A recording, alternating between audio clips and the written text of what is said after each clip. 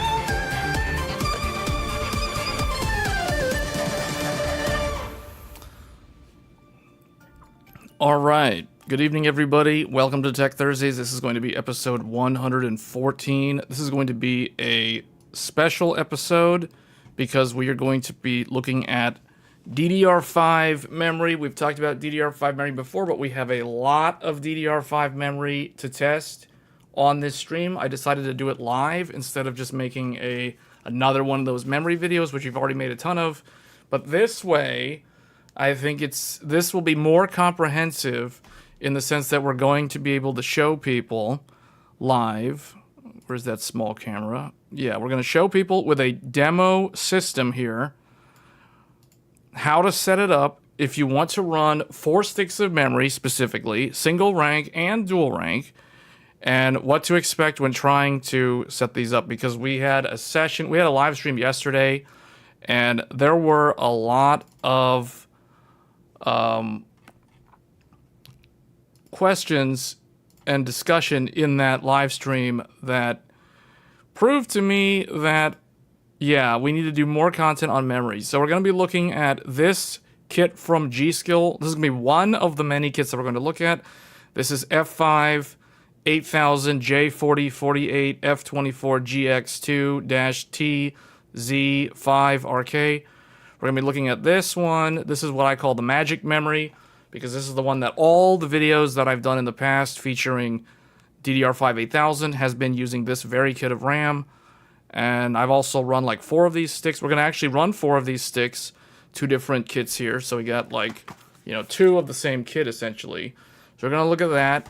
So it'll be like 96 gigabytes and how that works and what to expect. And also we're going to look at something that the members of the channel already had like a sneak peek to. So they got to see like a feature that Gigabyte motherboards have.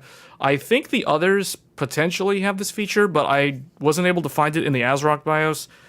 I have not looked at Asus and MSI yet, but Gigabyte does have the ability to program your own SPD profiles that it will literally write to the ROM, the SPD ROM chip on the DIMMs themselves.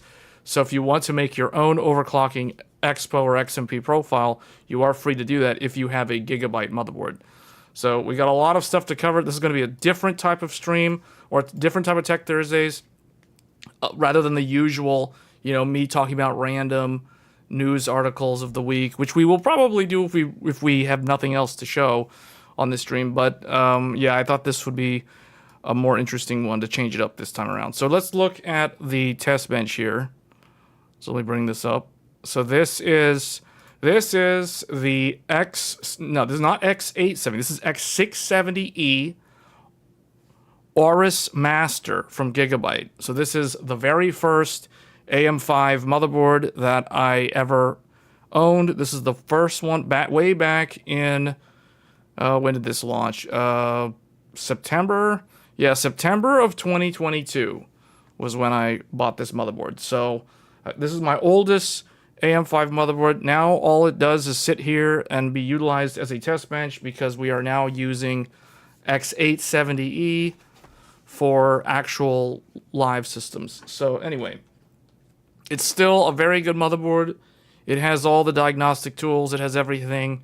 So for the CPU that we're going to be using to test, we are going to be using the Ryzen 7 9700X, the 9700X specifically, not the 9800X 3D. The 9800X 3D, we're not going to use that, nor are we going to use the 9950X 3D or the 9050X because you guys will notice that we are using the stock AMD Wraith Prism air cooler. And the nice thing about the 9700X is it is a 65 watt TDP processor unless you go into the BIOS and you run it at 105 watt mode. But it defaults to 65 watts.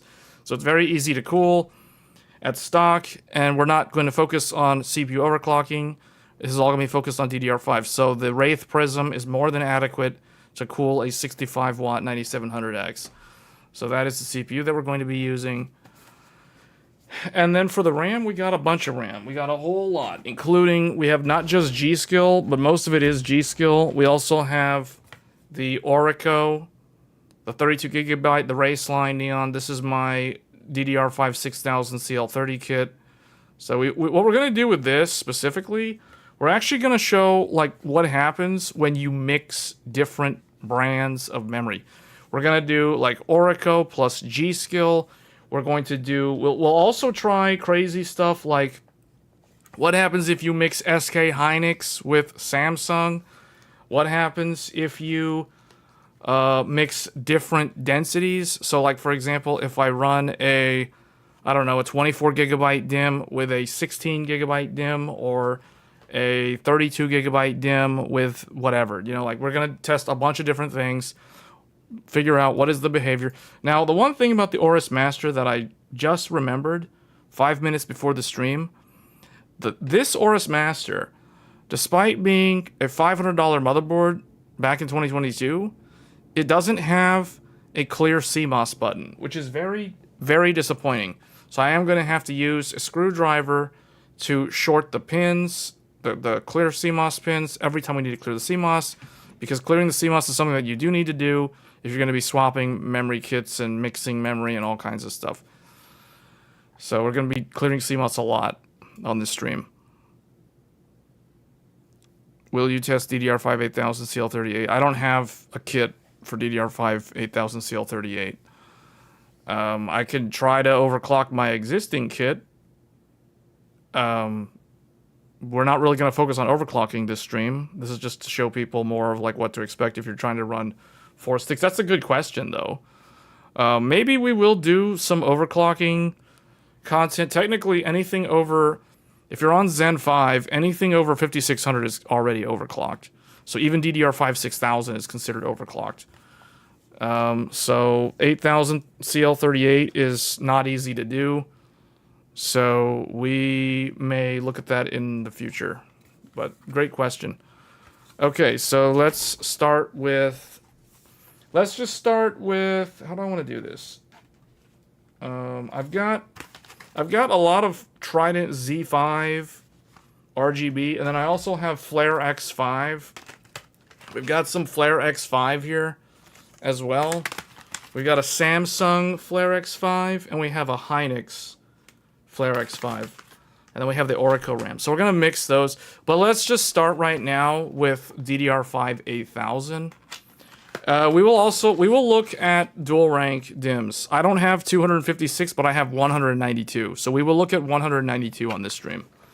That's the closest I can get to 256. All right, so the first thing we're going to do, and let me try to move this.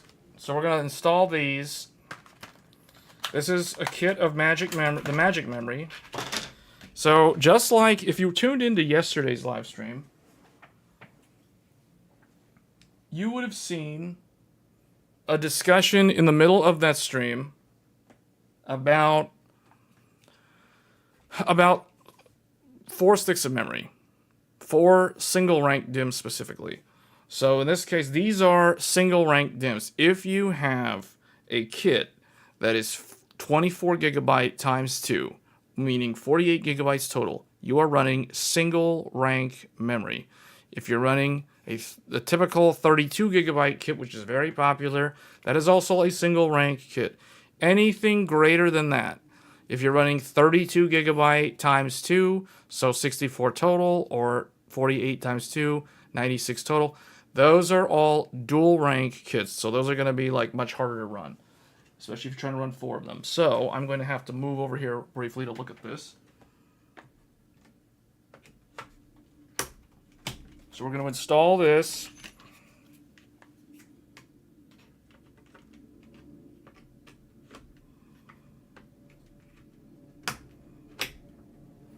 Okay, so we have installed the memory in A2, B2.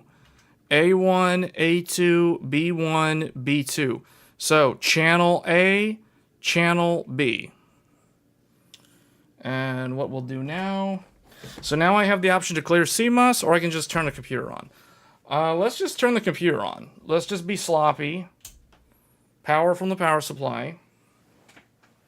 And then just so you guys can see we have power. There's the power button. It lit up. So let's turn it on. And then I need to switch to the capture card so I can see what's going to happen.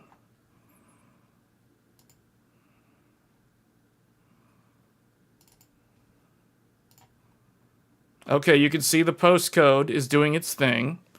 This is why I only recommend motherboards with postcode debugs.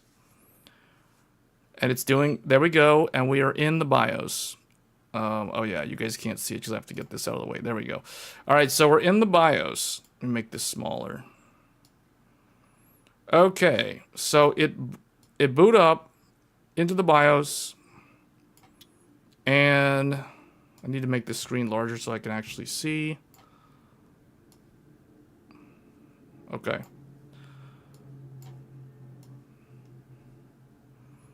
So we're in the BIOS. And you guys can see, those of you who watched the members of the channel already know what we're about to talk about. But notice how it says XMP4. There is no such thing as XMP4 with this memory. I personally created XMP4 myself, meaning when this memory was brand new, why is the mouse in the way? When this memory was brand new, the only options were disabled or XMP1. Now, XMP4 is a custom SPD profile that I was able to create utilizing the ability of the Gigabyte motherboard to define a user profile. So I programmed these values in here manually. Now, if I want to, I can create another profile, but you guys can see there is a bug with Gigabyte's BIOS. For some reason, they read the current wrong. Like, I don't know why it reads at the max, because we're actually running 6400 right now. But the JDEC profile is here. This is what it will boot up if you literally install the RAM for the very first time and you have cleared CMOS, or it's like you're building the PC for the very first time. That's the JDEC 5600. This is the maximum supported speed for a Zen 5, aka a Ryzen 9000 series CPU. It is also the same maximum official speed when you're running 2 sticks on a 2-DIMM motherboard or 1 DPC motherboard for Intel Z790 with Intel's 13th and 14th gen processors. Anything above 5600 is not guaranteed by Intel or AMD, so it is buyer beware, do at your own risk. It is not supported. If you go beyond 5600, you are going into forbidden territory. So I have programmed, so the memory kit we have here ships with an XMP 8000 profile. This is the profile right here. And then I programmed my own 6400 profile. Basically, all I did was I took another kit of memory that I have, which is this one right here. This is the G-Skill Neo. So this is the Expo memory. And I took the Expo profile from this memory and I manually programmed it as an XMP profile in this memory. And I did this to 4 sticks of memory. So I actually, and the cool thing about Gigabyte is Gigabyte will write this to the ROM on the actual DIMMs. So meaning if you take out this RAM, you install it in another motherboard, that motherboard will see this user profile. I have verified this. The members on the channel, if you guys saw the video that's members only right now, you guys would have seen that we showcased an ASRock X870E Nova Wi-Fi loading up this exact same memory kit, and sure enough, the ASRock motherboard could see my XMP4 profile that I created. So this is transferable with the memory. It is a permanent change that you do to the RAM with the Gigabyte motherboard. Now, I have not been able to find this feature inside the ASRock BIOS. So I do not know at this point in time if ASRock can create user profiles, and nor do I know if ASUS or MSI can do this. So far, I can only say that Gigabyte has this ability on their motherboard. It's called Gigabyte SPD, and it allows you. Now, it depends on the memory kit, because this specific kit of memory from G-Skill allows you to program 2 separate profiles. Now, we're going to look at some other memory kits and see if they also have up to 2. Now, I can already tell you, spoiler alert, one of the kits that I looked at only allowed for 1 programmable column here. It didn't have two. So it really depends on the memory kit. It's like how it's actually designed in the factory, like what they allow you to do. Okay, so this is my 6400 profile. It's already loaded in here because this memory has it. So now let's try something. Let's turn this off. So I'm going to turn that off. And, oh, now it's all dark. Let's put this here. We're going to install 2 more sticks. 2 more magic memory. This is the discussion. So I'm going to do exactly what I was telling. Well, yesterday, if those of you were watching the stream yesterday evening, you guys know we were doing a troubleshooting session for a viewer who did a super chat asking for help. They couldn't get 4 sticks of memory to work. So I'm going to show how to get 4 sticks of memory to work. And it was 4 single rank sticks. Now yesterday it was troubleshooting 4 16 gigabyte sticks. So that was a total of 64 gigabytes. Now we're going to make things more difficult. We're going to do 4 24 gigabyte sticks. So the total amount of memory that we're about to use is 96 gigabytes of memory. So we're going to turn off the power supply. And now we're going to do exactly what I said to do yesterday. We're going to install the memory correctly. So here is the second kit of memory. The G-Skill Trident Z5-8000. So the first thing, we have to modify the existing memory installation. We cannot leave the memory installed the way it is. Okay? Because we need to move these two, because these are basically brothers in the same kit. We got to move them to the same channel. They are currently separated from each other. This guy is on channel A. This guy is on channel B. We literally have to move them so they share the same channel. So what we're going to do, the first step is to take this one out. We take this one out. We move him to channel A. So we got to open up this one. And I can barely see. I just realized that I'm doing this in the dark. We have to do that. This is the correct thing to do. Now I have my old kit of memory from December. These 2 silver sticks were manufactured at the very end of 2023.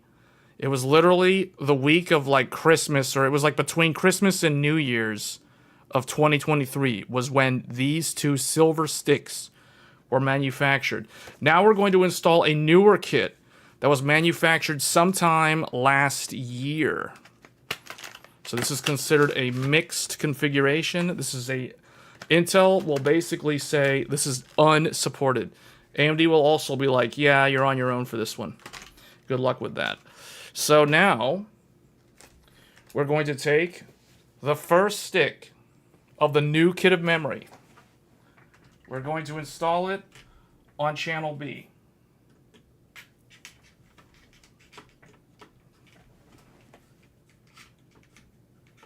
Can barely see here. I need to get a light.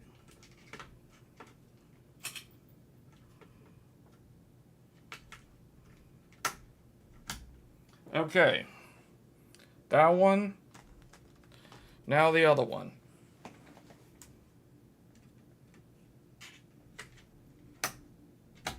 Okay. Now, normally, what is the next step? What is the next step? My next step was clear CMOS. So we're going to follow the instructions. Well, actually, maybe we shouldn't follow the instructions just to show people what happens if you don't follow instructions.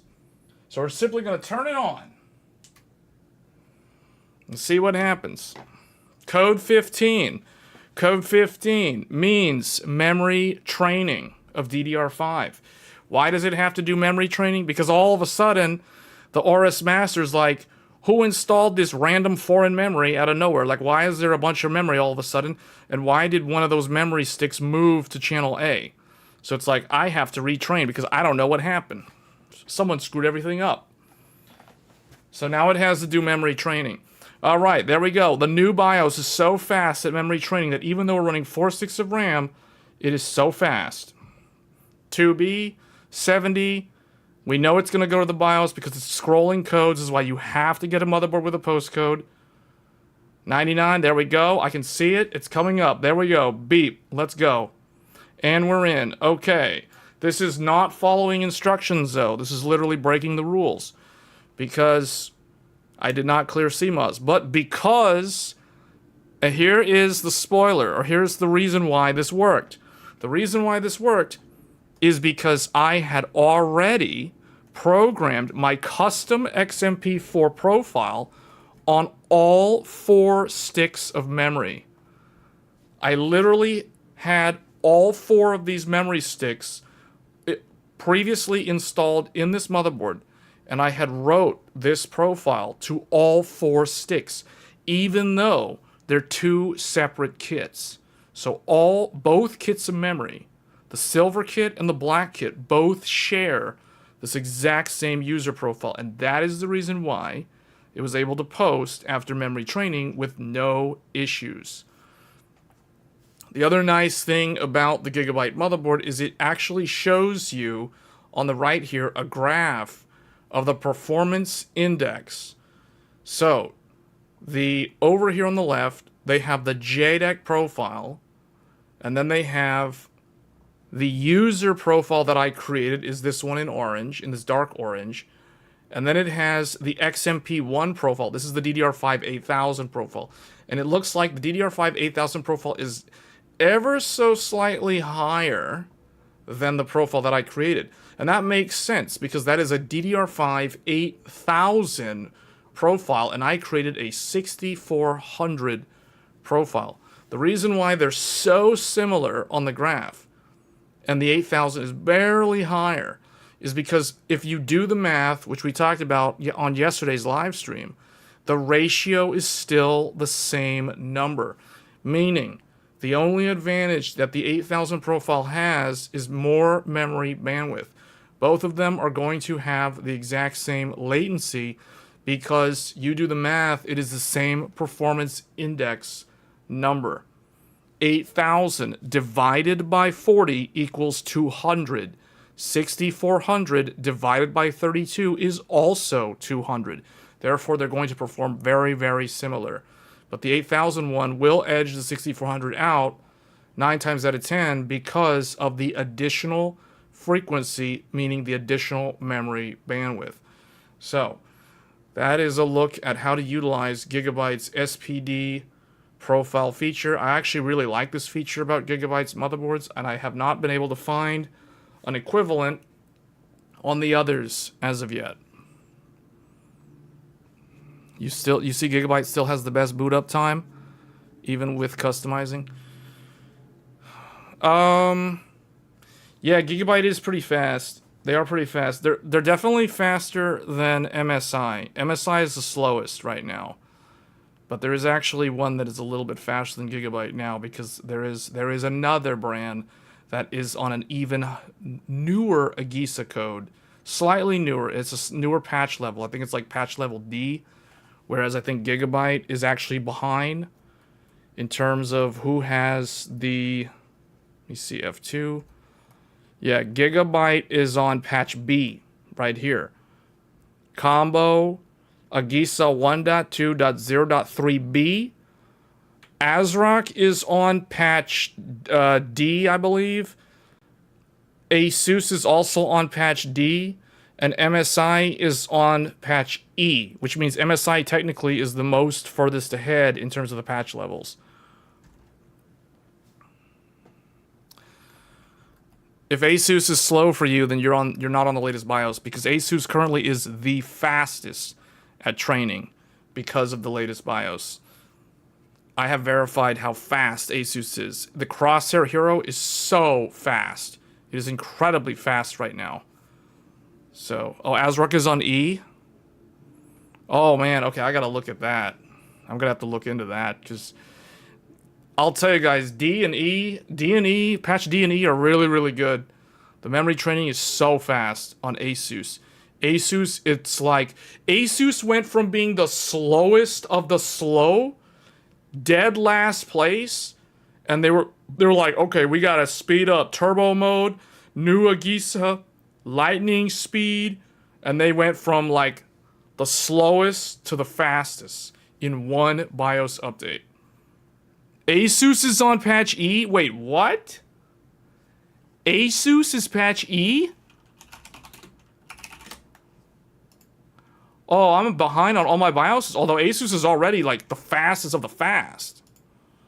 That means ASUS is like on top of things, man. ASUS. ASUS is on E as of the 13th? Hold on. Whoa, ASUS?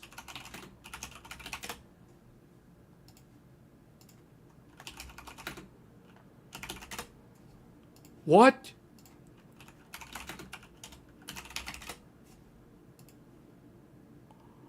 Whoa.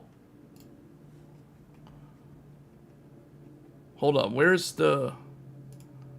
Yeah, ASUS is on E? Okay, I'll tell you, the Magic BIOS, 1504. I updated to 1504, and ASUS, it says right here, significantly, zoom in more, zoom in so much. Significantly in number 2 is the Magic one.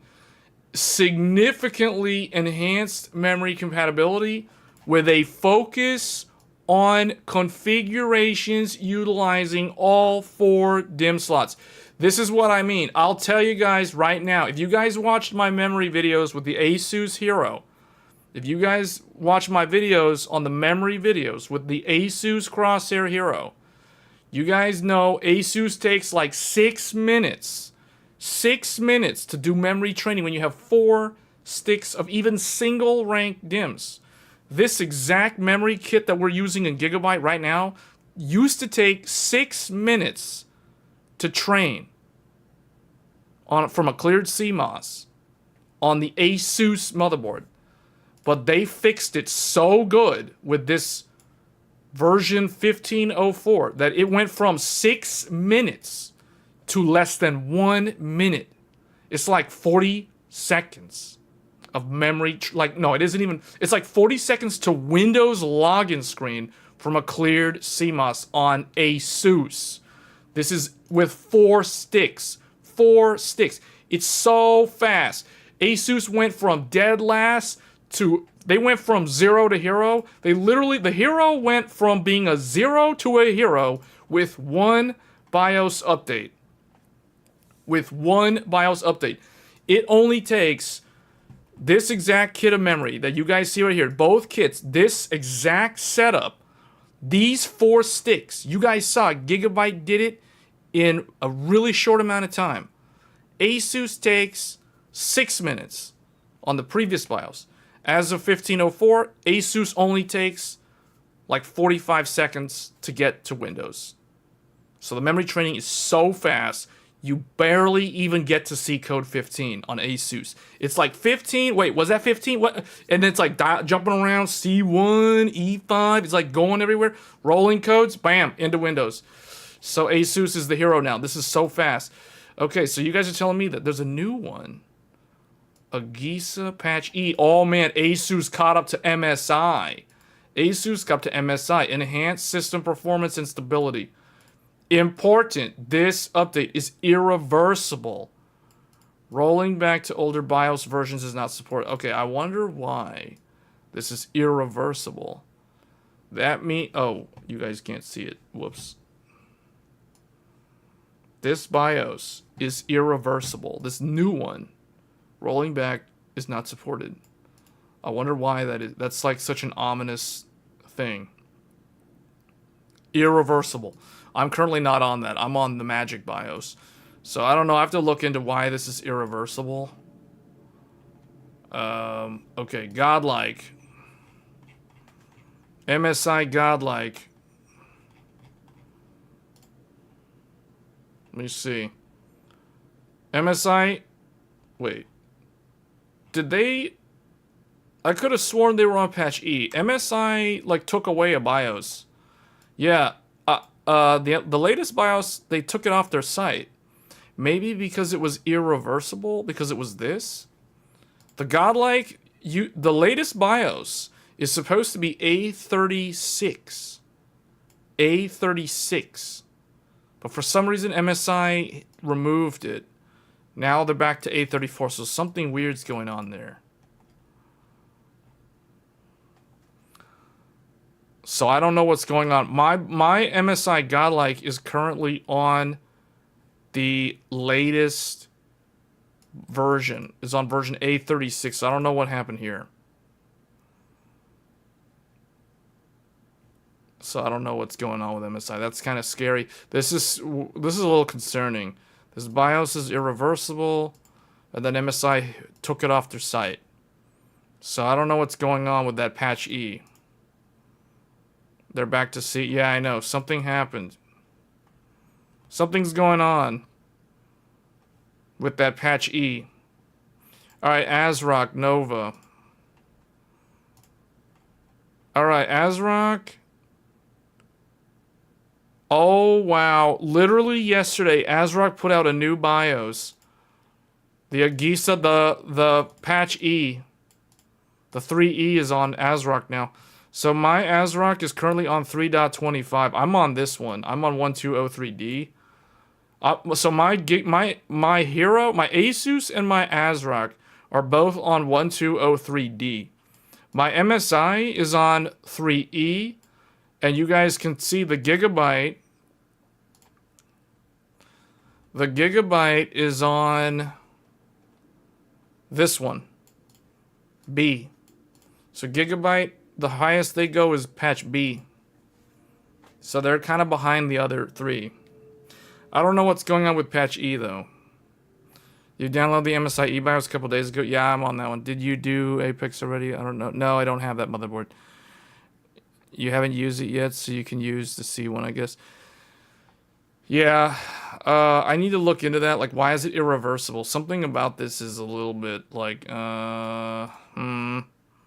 This sounds like a Z890 Intel BIOS, because the Z890s on Intel currently have a bunch of irreversible BIOSes because of the management.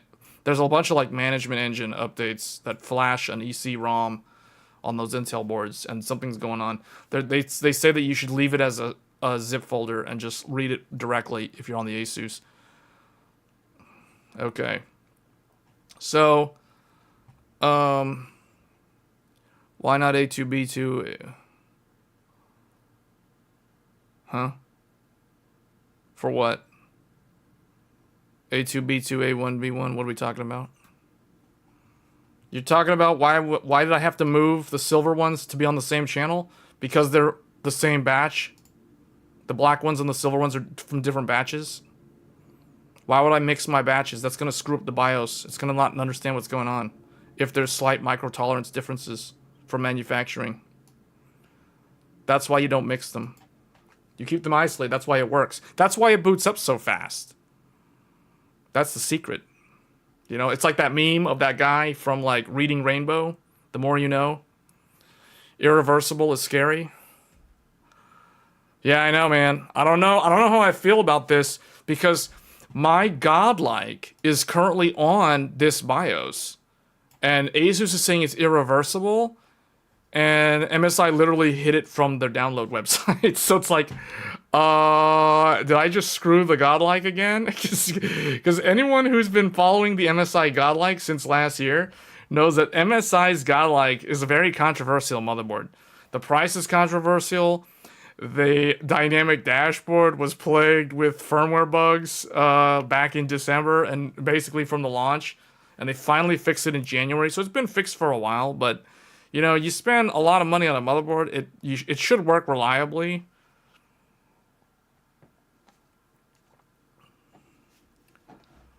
So,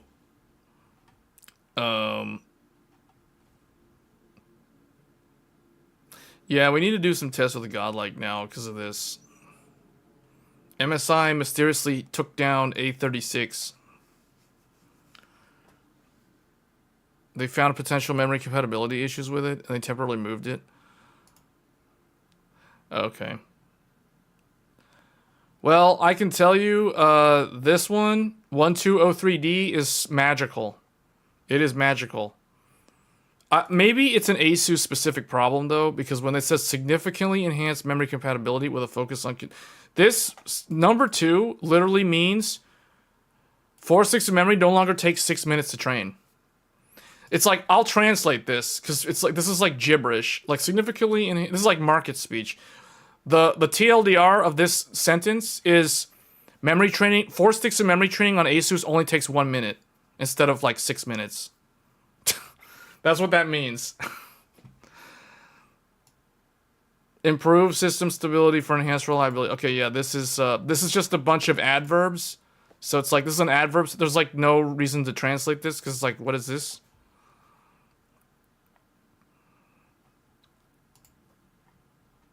Okay.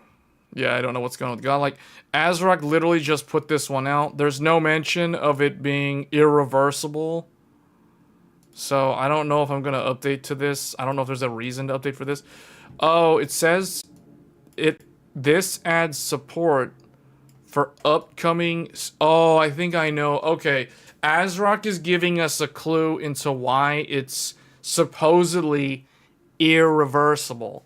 It's because this BIOS is adding support for the new upcoming CPU. And I think the reason why... So we go to ASUS... although they don't mention the new CPU. Oh, yeah, they do right here. Yeah, oh, that's why. Okay, that makes sense. So it's not a big deal. All right, so it's not as scary as I thought. Basically, the only reason why they're saying it's irreversible and it's not, and going back to an older one is not supported, because this BIOS adds support for the new upcoming AMD CPUs. So the reason why they're trying to like warn people that you can't roll back is because if somebody, let's say somebody buys the new AMD CPU that requires this BIOS, if they, let's say they use BIOS flashback to downgrade to this one for whatever reason, just because, and they have that new CPU in there, you know what's going to happen if they do that? They're not going to be able to get back into their BIOS because their CPU... Like, if somebody has the new CPU and they roll back to a BIOS that doesn't actually know how to work with the new CPU, they're literally going to... They're not really going to brick their computer. They're basically just going to be unable to do anything with their computer until they, like, flash back the new BIOS or change to an older CPU. Because all these older BIOSes do not recognize the new CPU. So if somebody has a new CPU and they try to roll back to some old BIOS, they're not going to be able to boot up because the old BIOS doesn't work with the new CPU. That's the reason why. That's the only reason why I'm thinking ASUS is saying it's irreversible and it's not supported. Meaning, this not supported means technically you can roll back using BIOS flashback, but they don't want you to do it because they're afraid that someone might have a new CPU and they're going to like call support and they're like, hey, I can't get in my computer anymore. And ASUS tech support doesn't want to deal with a customer that basically screwed themselves over by using a new CPU that requires 3E or newer, and they rolled back to like 3D or older, and they're like, no, you didn't read the notes. But by putting this in their verbiage, literally, ASUS is washing their hands of anyone screwing up, downgrading if they have a new CPU. Because literally, if someone is not that tech literate, but for some reason, like, they read something stupid online, like, 3D is better for overclocking, but these guys have, like, a newer CPU that doesn't work with 3D, but they don't know that, and they go and they flash back to the old one, and then they can't get back into their BIOS, they can't even get into Windows, because the computer won't post at all, it's just black screen, and then they call ASUS, and ASUS will tell them, like, you're on your own, dude, sorry, that's not supported, bye, get out of here. That's how ASUS's support is. Wash my hands, not my problem. That's ASUS support. Because they put this sentence in here, they can wash their hands and not have to deal with the customer running into a problem of their own making. You know, like they don't have to troubleshoot it. They don't have to spend hours on the phone or back and forth emails trying to like, you know what I'm saying? So they're actually kind of smart to do this. From a business point of view, this is actually very smart to do this. So Asus knows how to play this game, like really, really smart. So these other guys, like, okay, like ASRock is literally like, they don't say anything. They're like, oh, it adds support for the CPU. Someone screws himself over because they buy the new CPU and then they downgrade to an old BIOS and they can't get into the Windows anymore. They can't even post.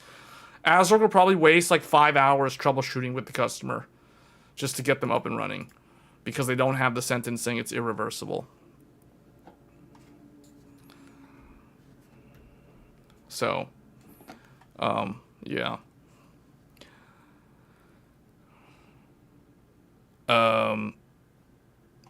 So anyway, that was an interesting, unexpected discussion on that. So, okay.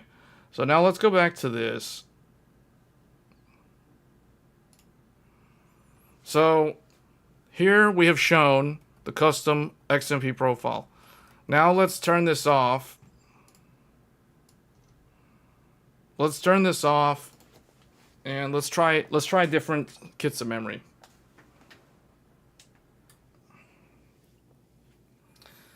Let's try. Let's do mix memory. Let's do like Hynix and Samsung or something. Let's see what happens. Let's see what happens if we do Hynix and Samsung. Okay. We gotta turn the power off. So I can't turn it back on. We gotta take these out. Stick 1. Stick 2. Alright, we're gonna, I don't know, where are we gonna put these? I guess I'll stick them like over here.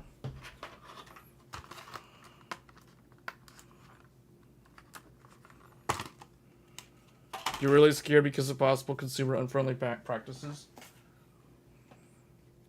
I mean, that's how it's always been, though. The smarter companies will try to reduce the strain on their support staff by putting clauses in like what Asus wrote. I mean, there's nothing wrong with Asus doing that. It's just like, do they really want their call centers to be dealing with somebody who like bought a new CPU and then downgraded the BIOS?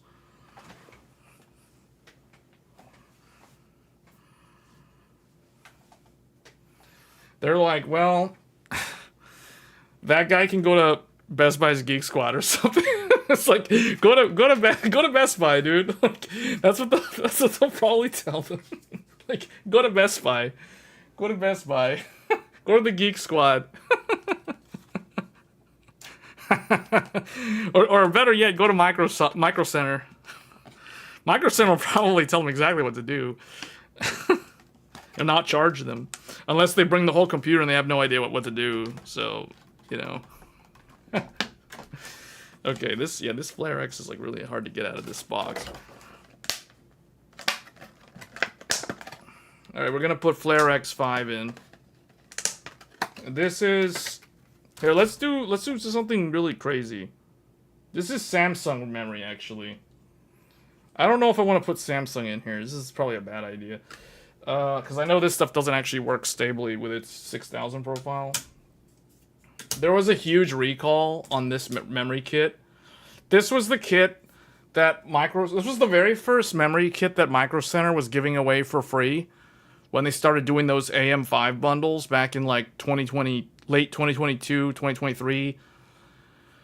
They were bundling the Samsung CL36 DDR5-8000 kit with their Zen 4 CPUs, and they were getting tons of returns because this memory, it turns out this memory doesn't even work at 6000, even though the XMP or Expo kit, I think, yeah, it's an Expo kit, doesn't actually, it's not even stable. And so Samsung, I don't know how Samsung fixed it. Samsung basically like had to take all the RAM back, and I don't know what they did. But all I know is Micro Center, like if you buy a bundle with Flare X5 today from Micro Center, it comes with SK Hynix Flare X5. This is the old Samsung. So we're going to stick this in here.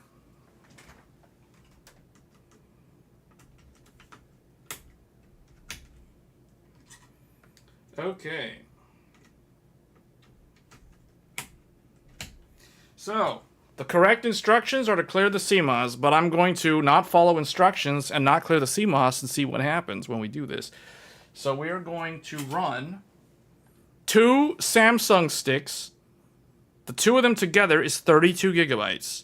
So we have single rank Samsung DDR5-8000 CL36 16 and 16, that's 32. Now over here we have the silver magic memory. These are 24 gigabyte DIMMs. So this is 24 plus 24. So keep that in mind. So we're going to run a total of 80 gigabytes of RAM. This is 80 gigabytes of RAM. 32 gigabytes from Samsung plus 48 gigabytes of SK Hynix MDI. So now we have a weird mismatch config. We're not going to clear CMOS because we're not following instructions. I'm trying to pretend as though I'm a novice who has no idea what's going on. Let's just say I'm someone who bought a Microsoft bundle, so I got this Flare X Samsung for free, and I want my RGB RAM. And I watched like a Game Tech video that talked about how you got to put them on their separate channels. So at least, even though I have no idea what I'm doing, at least I installed the memory correctly, because this is the correct way to install it. So let's turn it on and see what happens. All right, code 15, the RS is smart because it's like, hold up, something changed. Half of the memory's gone, and there's a bunch of new foreign Samsung memory that came out of nowhere. So we got to do memory training again. Now, here's the thing. This is going to fail. This is supposed to fail. Because this Samsung memory it barely runs 6000 properly. And it certainly is going to have trouble if the Aorus tries to push my custom 6400 profile to it. So it's probably going to fail. And I think it already failed. It stalled out at 0.7. In fact, I think this is what that guy... Well, let's see. It's still going. This is why you need diagnostic tools. You got to have the postcode debug. Let's see what it does. I will be impressed if it actually posts and gets into the BIOS. With that Samsung being forced to run at 6400. Oh, it looks like it's actually working. What? What? Oh man. Samsung. What is going on here? Okay, it actually didn't... Wait, what? It's actually 6400. And it doesn't even know what's going on. Like, the BIOS is confused. Okay, so... Whoa, this is bizarre. That's definitely Samsung in there. That's definitely some Samsung magic. That's the infamous Samsung memory from Micro Center Free Bundle from 2022. Okay, let's go and look at this stuff. It actually went and did 6400. You guys can see we are running at 6400 with 80 gigabytes of RAM. If we go to easy mode, sure enough, right here, A1 G-Skill 24 gigabyte. So this is my magic memory. A2, the other magic memory. Then we have a B1, and B2 has that weird Samsung 16 gigabyte. Now it always will read the name of them based off of the JDEC. So the JDEC on the SK Hynix is 5600. The JDEC on the Samsung is 4800. So let's go over here. Let's look at some stuff. SPD info. Okay. So, alright. This is cool. So right here, A1 is DRAM manufacturing ID Hynix. Hynix. 24 gig. Manufactured the 51st week of 2023. Like I said, the very end of 2023. A2, the brother. B1. Oh, look who it is. Manufacturing ID, Samsung. Samsung with that Expo profile, 1.35 volts, CL36, 36, 36, 96. There is a spot for another Expo, and then there's like nothing here. But we can see on this guy has an Expo, DDR5. Okay, this is funny. This is actually really cool. I've never done this before.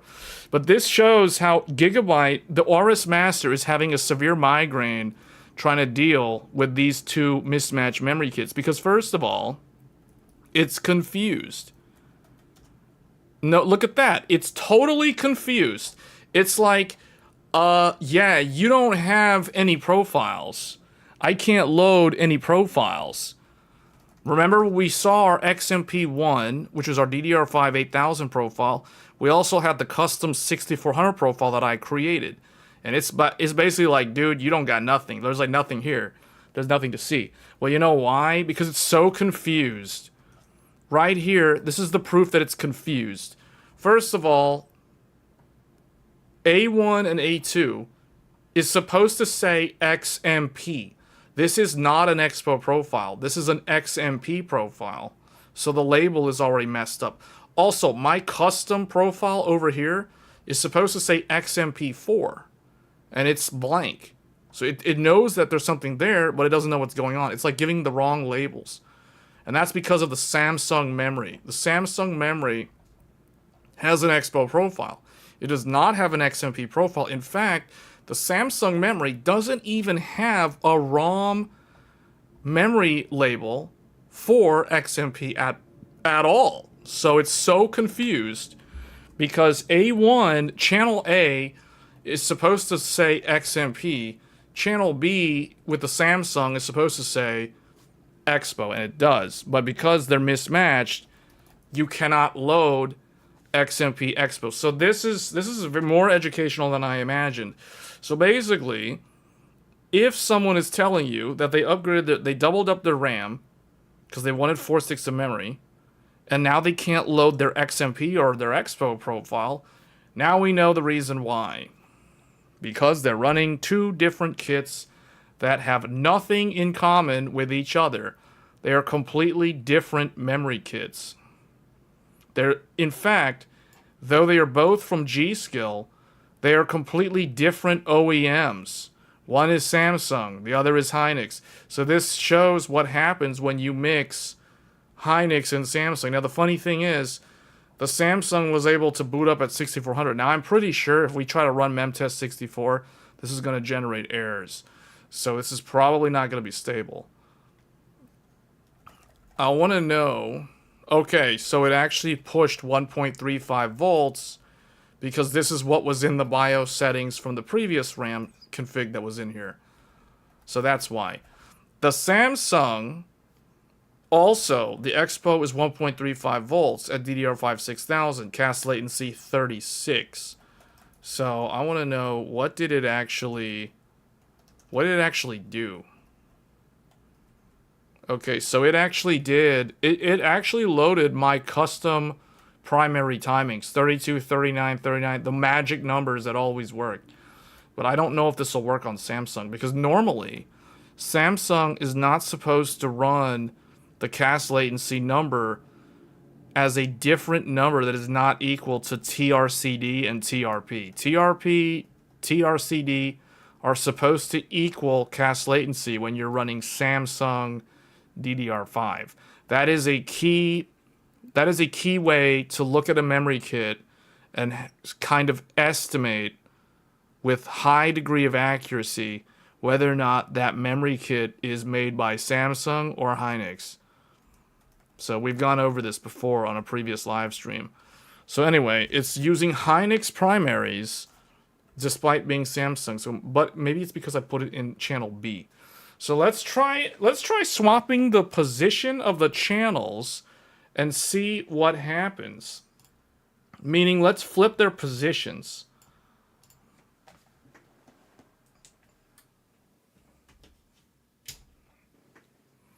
Let's put Samsung on channel A and move Hynix to channel B.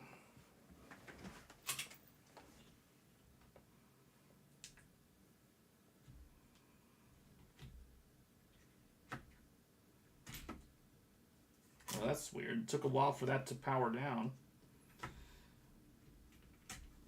Okay.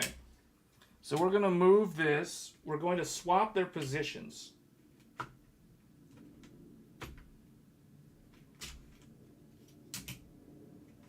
We're going to take Hynix and put it on channel B.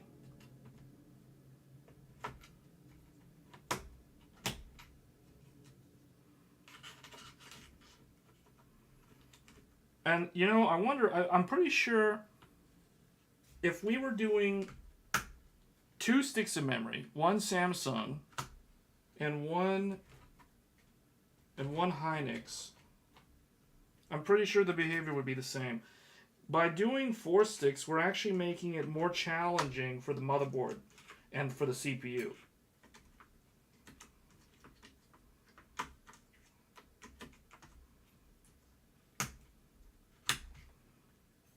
This is kind of hard to get in because it's so close to that Wraith prism. And it's so dark in here, it's so hard for me to see. I need to get my headlamp.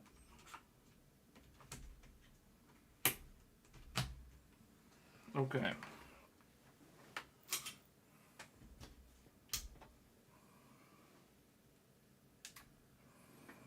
All right, we have flipped them. Now Samsung's in channel A. So sure enough, the motherboard's like, hold on, why are you guys playing musical chairs? You guys changed your positions on me. Now I got to do memory training again because I don't know what's going on. Like, why do you guys keep moving around? So now we got to do memory training. So the question is, if Samsung is channel A, will the motherboard be able to program the 6400?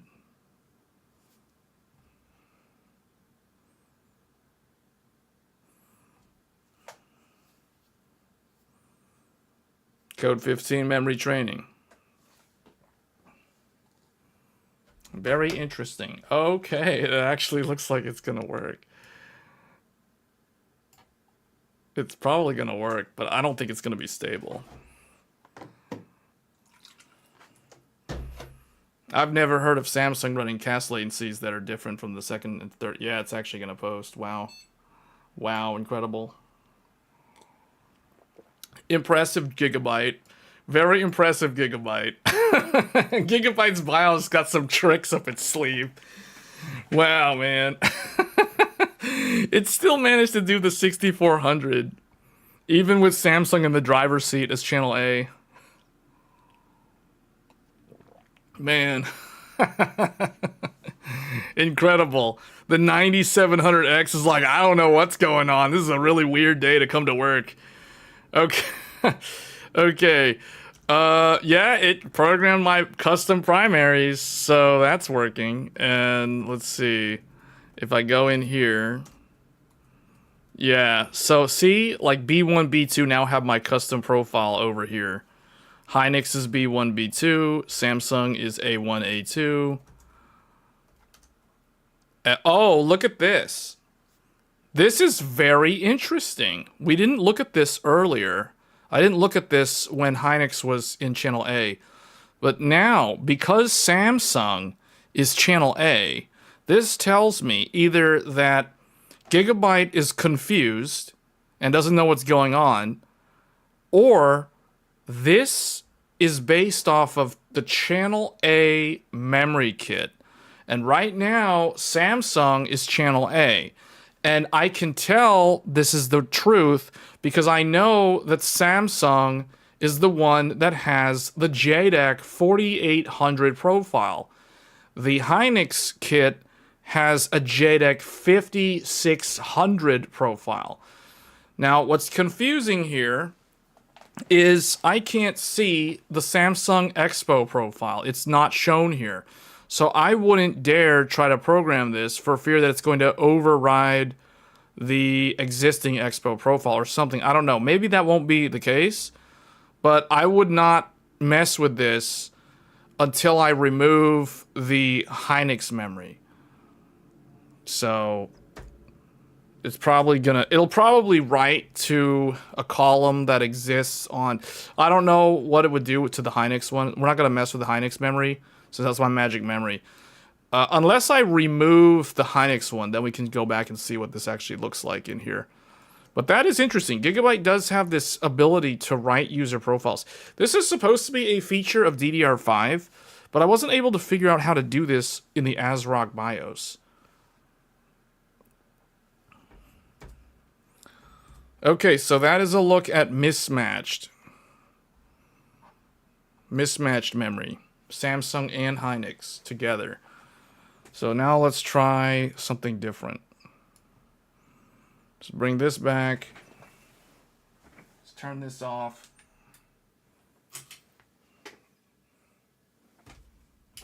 So now what we'll do... So that actually covered a lot of different bases. That was... Not only was that Samsung and Hynix, that was also 32 gigabyte, so like 16 gigabyte sticks and 24 gigabyte sticks. So let's try one more test with this, because someone was asking earlier, why do you do the memory like this?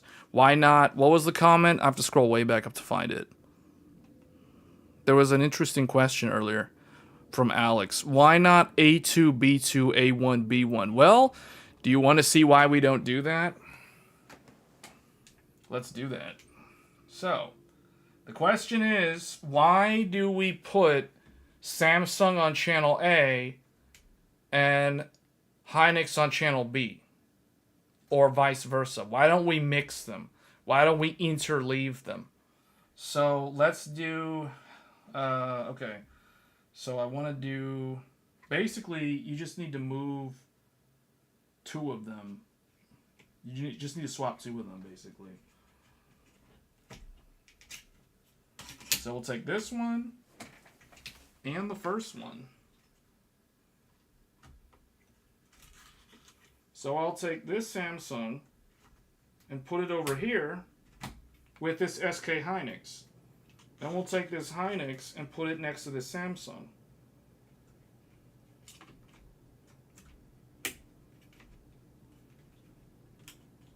Is that in?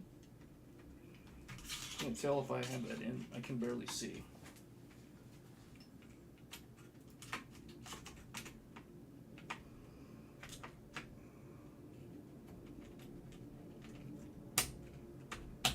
Okay. Okay. So now we have Hynix and Samsung together on channel A, and then we have Hynix and Samsung together on channel B. So let's see what happens, because now we have completely mixed the memory. It is so mixed. Not only is it Samsung and Hynix, but it is 24 gigabyte plus 16 gigabyte and 24 gigabyte plus 16 gigabyte. So we have, not only have we mixed up the OEM, different ICs, completely different companies. Now we have also mixed the actual capacities on the two different channels. So let's see what happens.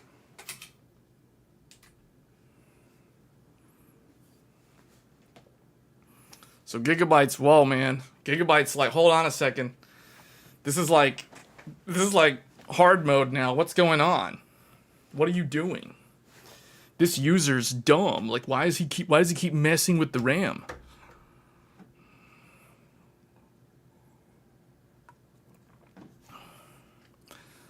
All right, let's see what happens. I'm curious to know what's actually going to happen, because I don't know if this is going to work. I'll be surprised if this actually works.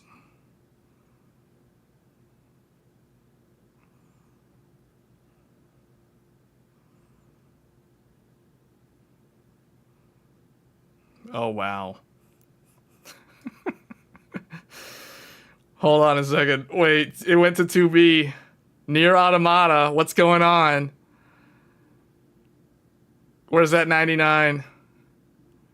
Show me that 99. Oh, man. What is happening here? Gigabyte is on a roll. Wow, well played, Gigabyte. Well played. That's a great BIOS, man. Man, these new Agisas are really, really good. Props to AMD and Gigabyte. This is putting on a show. It is really hard to get this to not work, man. I don't know. There was someone in the chat yesterday that was having trouble getting 4.6 in memory working. We are testing like the worst scenario here. Like this is called like the dumb style of building PCs because no one who knows how to build a PC would ever do this. You have two different brands of manufacturers. You got Samsung, you got Hynix. And then you have different capacities.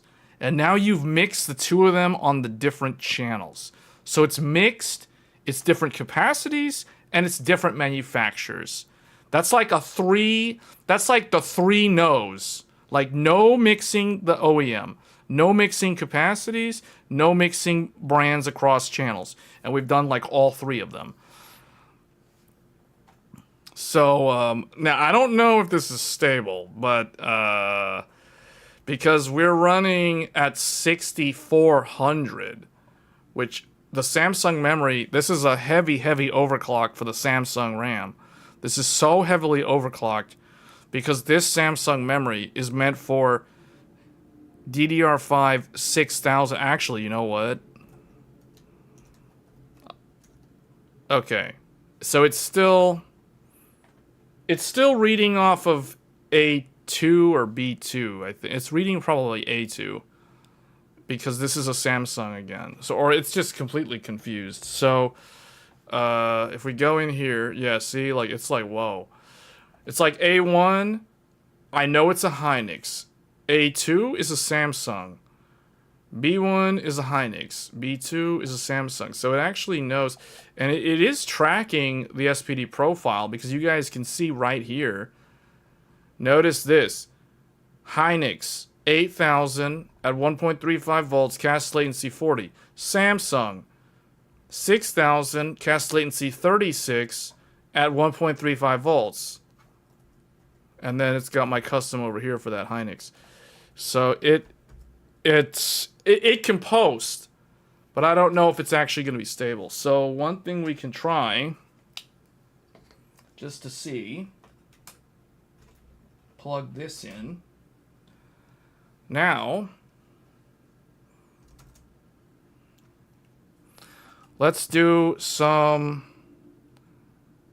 oh look, 0D. When I did Control-Alt-Delete, it did 0D. So that right there tells me that it's not stable. So, okay. Well, there you have it, folks. Control-Alt-Delete, and it's not stable. So let's try resetting it. Let's see what happens. 0D. Okay, 0D. I knew that would happen. I plugged in the thumb drive, and it's 0D. So, yeah.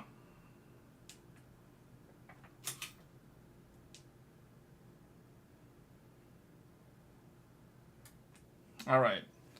That's why you don't mismatch them. It'll post, but it's not going to work.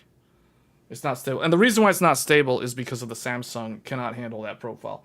Now, what we can do, we can try to clear CMOS. I'm going to clear CMOS. Turn this back on. Wait, did I turn the power off? Oh.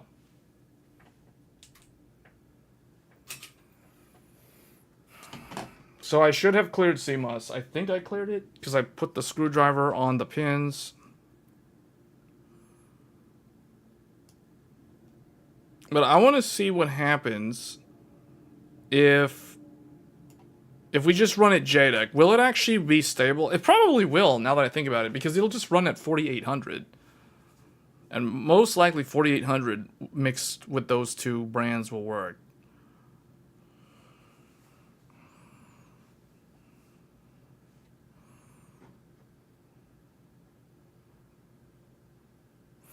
Yeah, and that's because that's how it's supposed to be.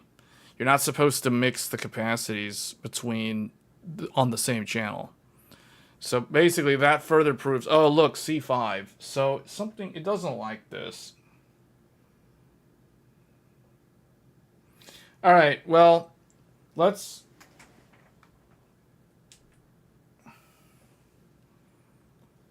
This is why you don't mix them.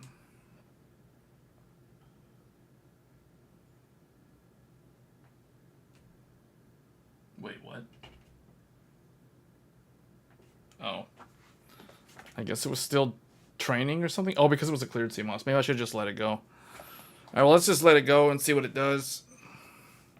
If it hangs at C5, then I'll just cut power to the power supply and clear CMOS, so we'll just move on to a different kit of memory.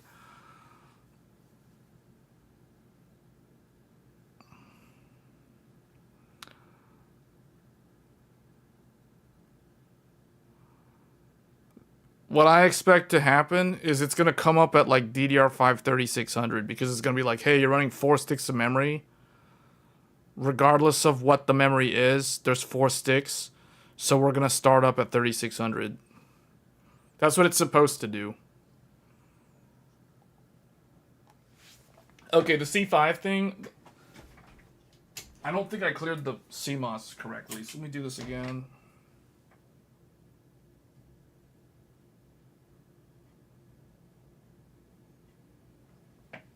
I learned my lesson from buying this motherboard because this motherboard didn't have a clear CMOS button.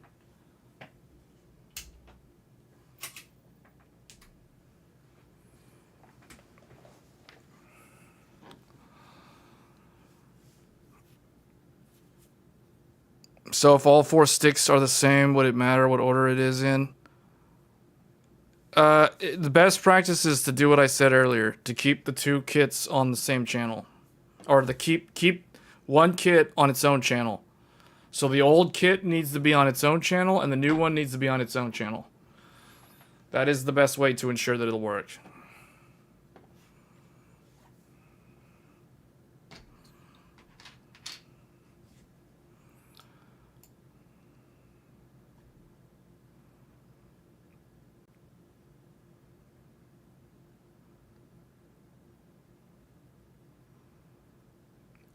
I don't think you have to hold it for 10 seconds. Yeah, I don't know why we're getting C5 after cleared CMOS. Yeah, I think this is the actual expected behavior by doing this.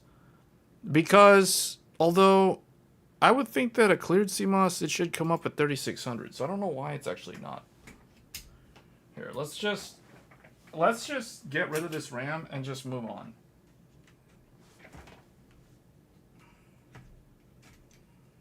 Okay. So let's try a entirely different setup now. We're going to get all this out of here. We're going to test. Now we're going to move on from single rank. So that was a look at single rank. We're going to look at dual rank now. We're going to increase the difficulty.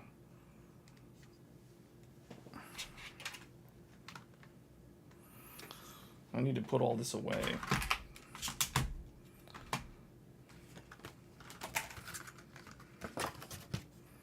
That Samsung RAM is hilarious, though. It's not expecting it to actually get into the BIOS the way it did.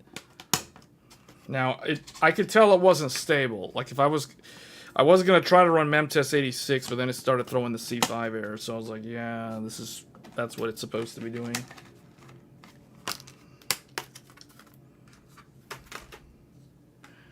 So now we're going to look at higher density. We're going to look at higher density. We're going to look at 100. Actually, first what we'll do 96 with 2 sticks, so 2 times 48. And then we'll look at doubling that up.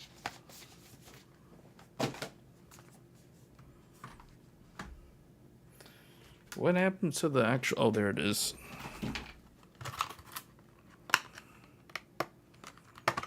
I mean, if it's working for you, you don't have to change it, but it's best practice is to have them isolated.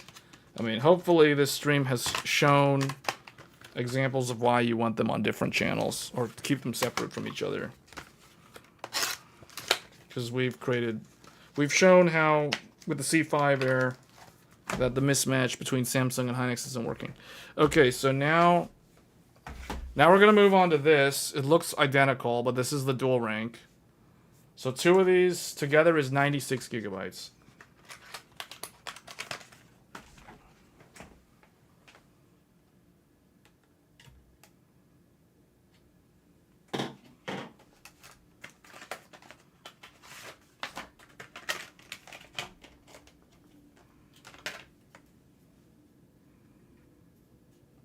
So we're going to start with 2. Or actually, yeah, let's start with 2. Because I want to showcase how long it takes dual rank to train on the latest BIOS.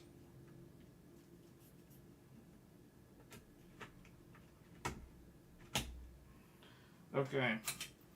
So now we've got 2 48 gigabyte DIMMs.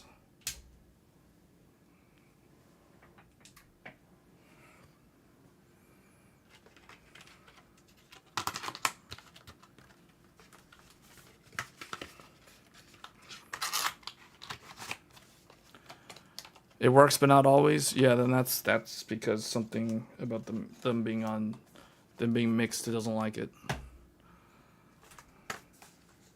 All right, this is 2 dual ranks. So this is considered one DP, or this is one DPC2R. So notice dual rank is taking longer than single rank when you have 2 sticks.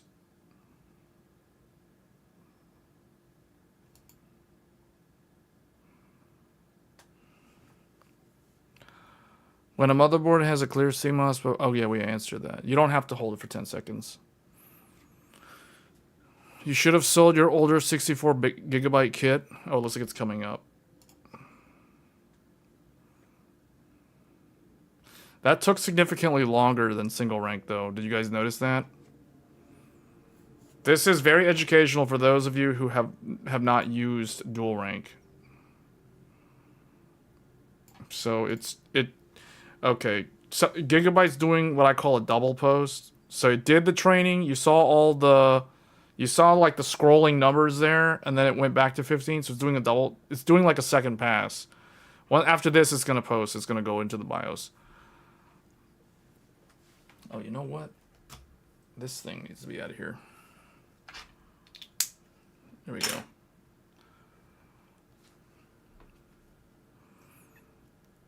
You should have sold the older 64 gigabyte, bought a 192 right away instead of buying 96 as an upgrade. What do you mean? You're saying you should have bought a 192 gigabyte kit from the start? The problem with those is those don't actually go very fast. You think 4 times 32 is dual rank.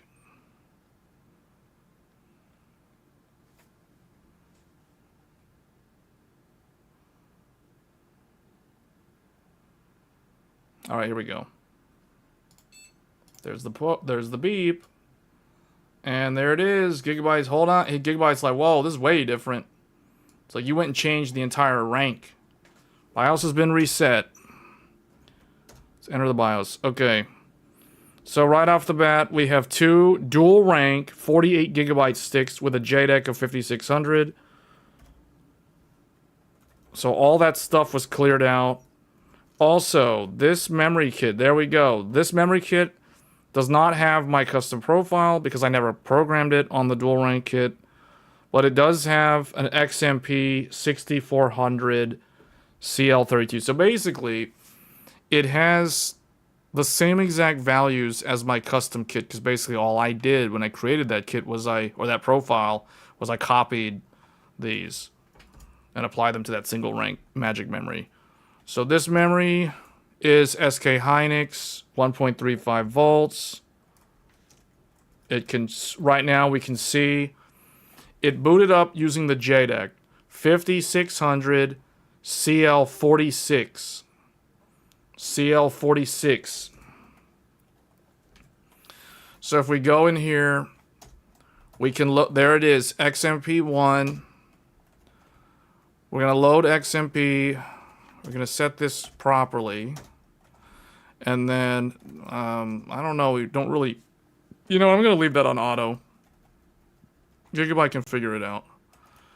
Okay, we're just going to do this. We're just going to be like, hey, just do whatever needs to be done. I want to see what it decides to do.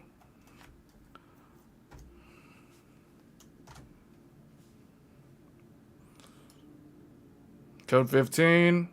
Now, the loading of the XMP or Expo will not take as long as the initial post from a cleared CMOS. So this will take some time, but it won't take as long as what we witnessed earlier. In fact, I would hope that the newer Agisa would have improved dual rank, but it seems like dual rank did not get the same benefits as single rank, because single rank trains pretty fast now. Even with 4 sticks, the single rank seems to be pretty quick.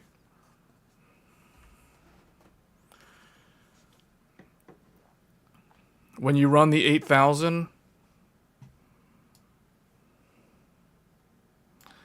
on the X870 Tai Chi, it also does a double pass. Oh, see, it doesn't take as long. It's doing it. Every time I see that 2B, I know that's a good sign. 2B near Automata. Here we go. Show me that 99. There we go. 99. And we're in. Okay, see, so dual rank takes noticeably longer than single rank. But here we are.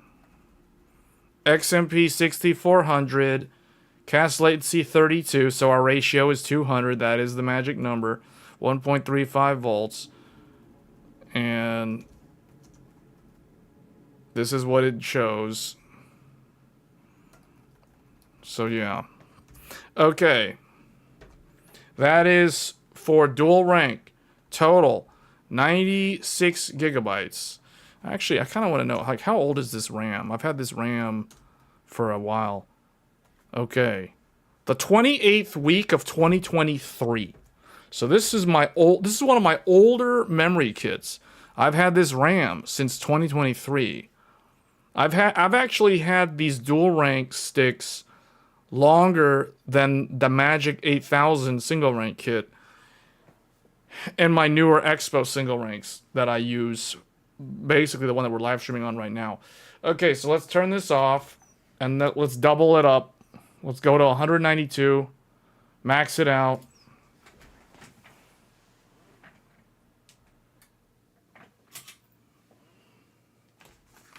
So we're going to put in another dual rank kit.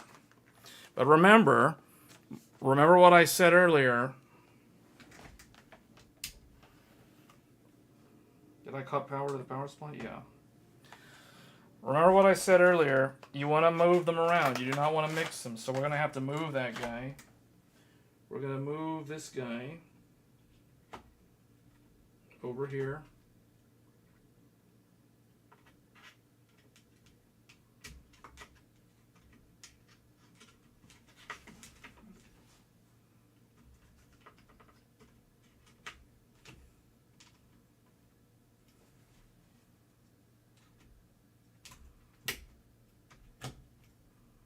Okay, so my old kit is on channel A, and the new one is going to be on B.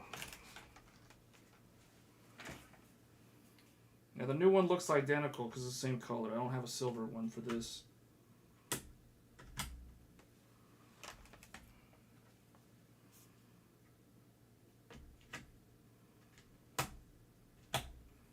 All right. This is fully loaded. This is 192 gigabytes. It used to be if somebody wanted to run max DDR5, this was the maximum number. Now recently, there is a new maximum of 256. But that has only come out in the last few months. It was earlier this year.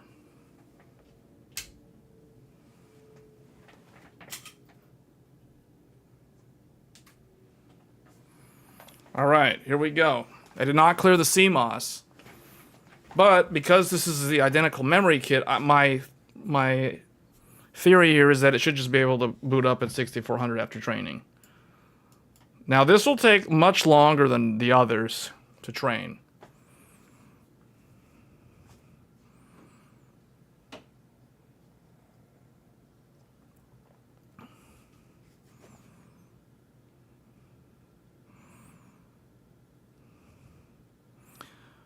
Why Force 6000 won't run at 6000? It will run at 6000. Are you talking single rank or are you talking dual rank? Oh, this is not going to work. Yeah, this is not going to work. I just realized something. We're trying to boot up 192 gigabytes of RAM at 6400. This is totally not going to work. This is going to fail. Yeah, that's why. Yeah, you're about to witness what's going to happen. This is going to fail, and it's going to like turn off, turn back on, and then like retrain to JDEC 3600. Watch this. It's going to take a long time, fail, then take a long time, and then get in at 3600. Watch this. Because this is too much for the memory controller to handle. This is asking the memory controller.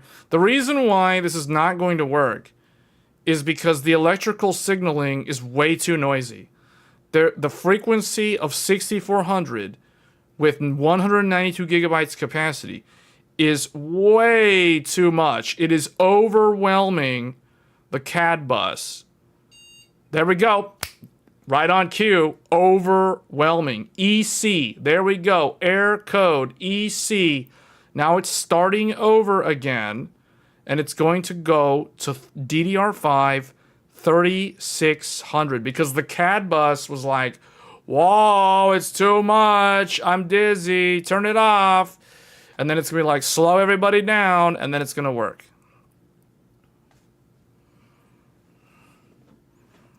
It's asking too much. Like the Jensen when he said, it's too much.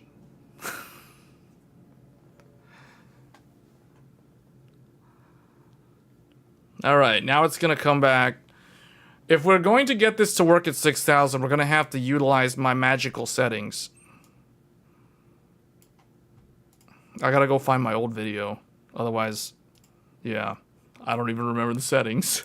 It's been so long since I made that video. I got to go back and find the settings now.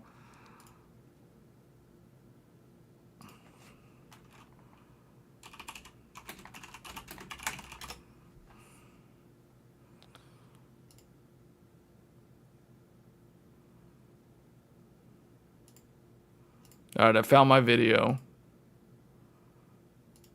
I'm looking at my old video. This is weird. I'm watching my own video to figure out how to do this. Because it's been so long. I made this video in January of last year.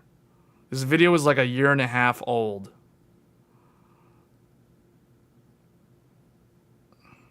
This is going to require manual tuning to get this to work at 6000. We'll get it to work though. And then we have to run memtest to see if it'll actually be stable. Alright, here we go. It's coming in. 2B, near automata. Show me that 99.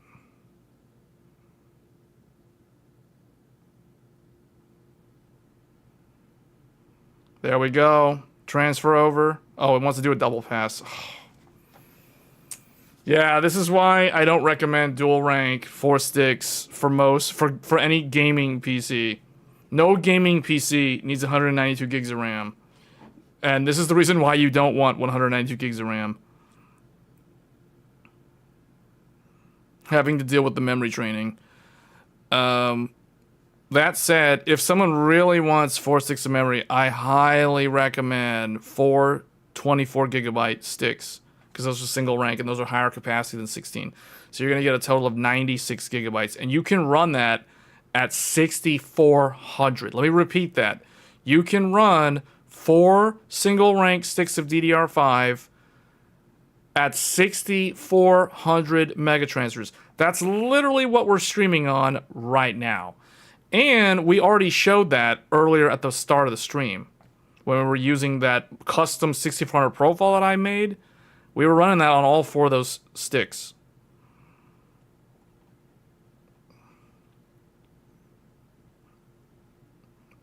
Because they know what to do with the Proc ODT. Because they're tuning the CAD bus better. That's why. So it will become possible with a newer memory. But these older memory sticks, these older kits from like 2 years ago, yeah, it's not meant to go fast when you're running this much RAM.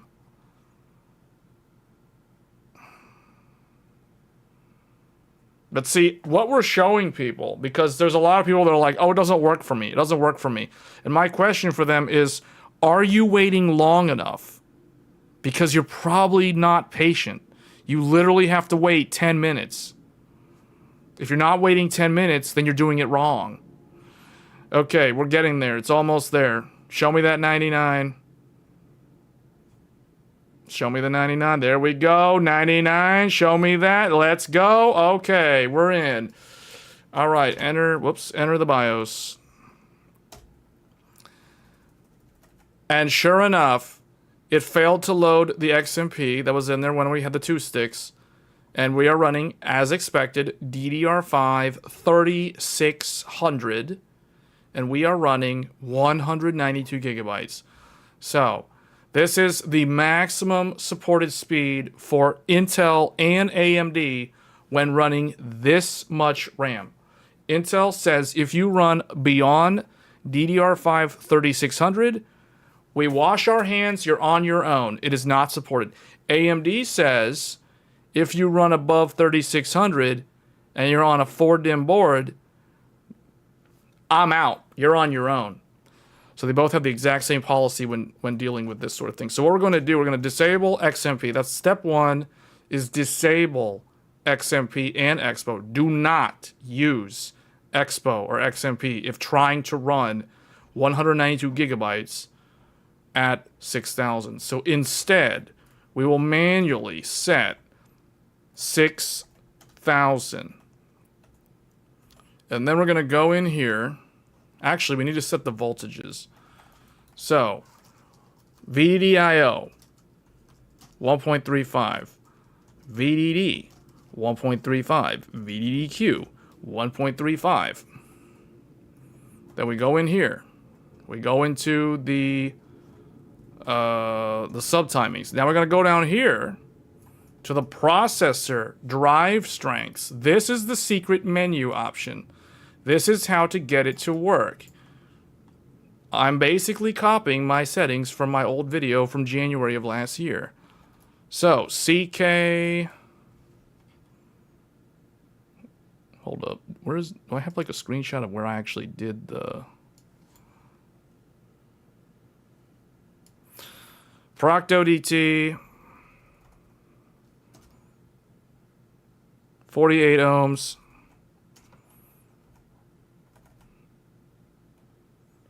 CADS 30 ohms, CSDS, hold on, CADS 30 ohms, I think. No, that's not CADS, that's CSDS. I can't find this one. CKDS? I can't find this one either. Well, it feels like these newer. I feel like these newer BIOSes have more settings than what I remember. I don't recognize these. These are not in my video. So they added stuff in these newer BIOSes. All these pull up, pull down. I don't know what these are supposed to be because those are not. Are these RZQs? These aren't even RZQs. Where are the RZQs? This is different. Okay. We may just have to...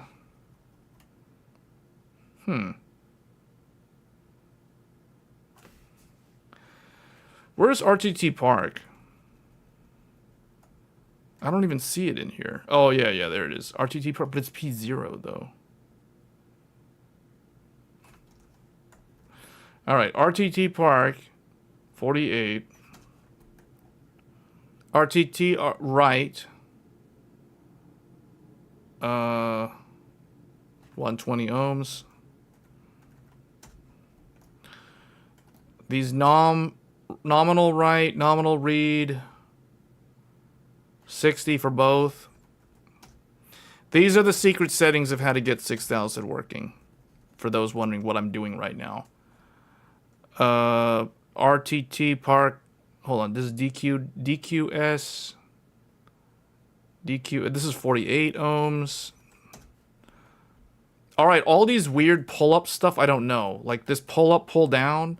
This is basically like... This is like when it's under load or when it's like idling. I think that's what that is, but I didn't know they had those. Yeah, I'm just going to leave all those on auto. I think this is the main thing. I can't find CSDS. Proct ODT, CADS, that's this one. DQDS. DQDS, that's this one. I can't find... Oh, right here. Wait. DQ... Proc DQDS. Oh. That's Proc DQDS. Processor side. Where's the DRAM DQDS? DRAM... This one, but it's divided, though. DQDS, I'm just going to do 34. I'm just going to leave that one on auto. I think that's it. Proct ODT pull up. This should be 48, I think. I don't know about the pull down. All right, let's see if this works. What I'm going to do, I'm not going to touch the primaries. I'm going to let it figure it out. And then we're just going to set the voltages so that it can get to 6000. So just to recap here, we are going to not load XMP. We are going to manually set these three voltages to 1.35 for 6000. Then we're going to actually adjust the impedance values. Basically, we're modifying the CAD bus signaling characteristics by... What I'm doing, for those that are wondering what's happening right here, we're opening up the CAD bus. We're allowing it to let the signal flow with higher strength, which the problem with doing that is you're most likely going to run into errors, which means you're going to run instability, which is not good. But the name of the game is literally try to run the resistance, the impedance, as low as possible before you run errors. That's how to get it to work. So we're going to save this and let it do its thing and see if it actually works.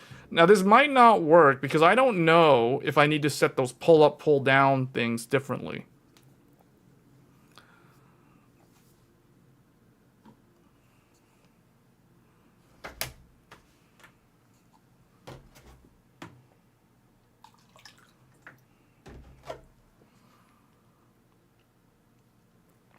MSI, you saw in press MSI for getting this. They had VSOC at 1.3. VSOC only really needs to be high if you're trying to run the memory controller at a stupidly high speed.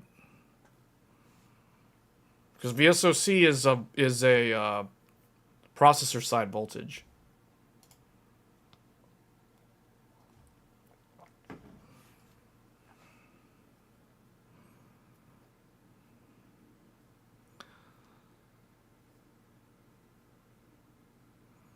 So we'll see if this works. Now, I don't know if this is going to work. So this is basically experimenting at this point.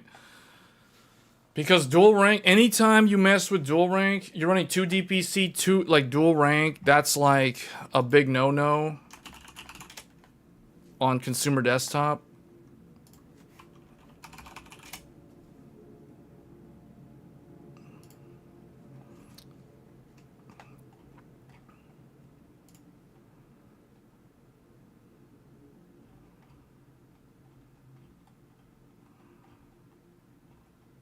Yeah, I pulled it up on AMD's website, and yeah.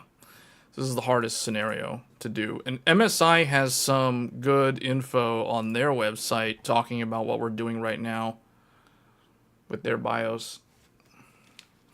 This is going to be like this. Oh, wait, it's actually moving.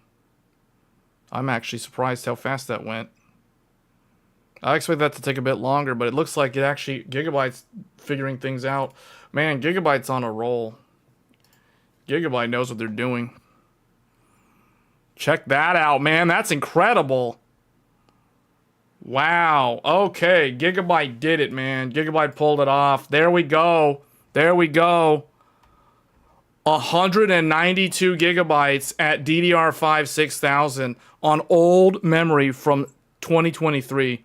There you go. Gigabyte. You saw it here first. Now, I don't know if this is stable because we may need to tweak the values more. But let me see what it actually did. So first of all, I'm afraid, I hope this is, well, I don't know. That's probably gear 1 because it's 6,000. But if we go in here, so yeah, it did the JDEC timings to get it to work. It did, in fact, I can't tell if it's doing 46 or 50. I forgot which column is the one that it actually, the real-time column. I think it's actually 50. So it did CL 50. There's a way to check. Okay, right here. It did, I don't know. So this is a bug. It's actually 6,000. This is wrong because this number right here is the actual frequency. So it's DDR5-6000. 192 gigabytes, and then if you want to see the cache latency is 50, so it's really loose. So, but this is the reason why I tell Gigabyte, hang loose, figure it out. Like Cooper said in Interstellar, I gotta feel the air. So let Gigabyte figure it out, feel the air. What do you need to get it to work? Well, CL50. Now, that's not very good, but now we can actually go in and set, like, 32, 39, 39, 102. Now, I don't know if this is going to work. These are my magic primaries for experimental memory profiles. But we're going to try to see, and it did choose 2,000 for the fabric because I left that on auto. But we're going to try to see if it can actually do the primary timings from the actual XMP profile, because those are the primary timings on the XMP profile. Now, we're not going to load XMP. We're just going to let the primaries be manually set. So now, let's see if it can do this.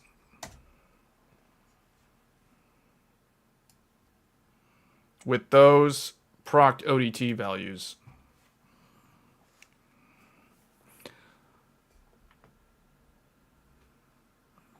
It'll take a very long time. It'll take like 7 hours. Well, realistically, if you can get one full pass of Memtest 86, it's going to be long with 192. I have run it. We can run Memtest on here.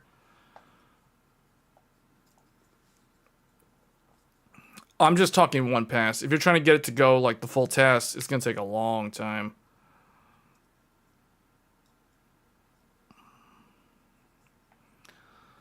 All right, let's see if this will actually work.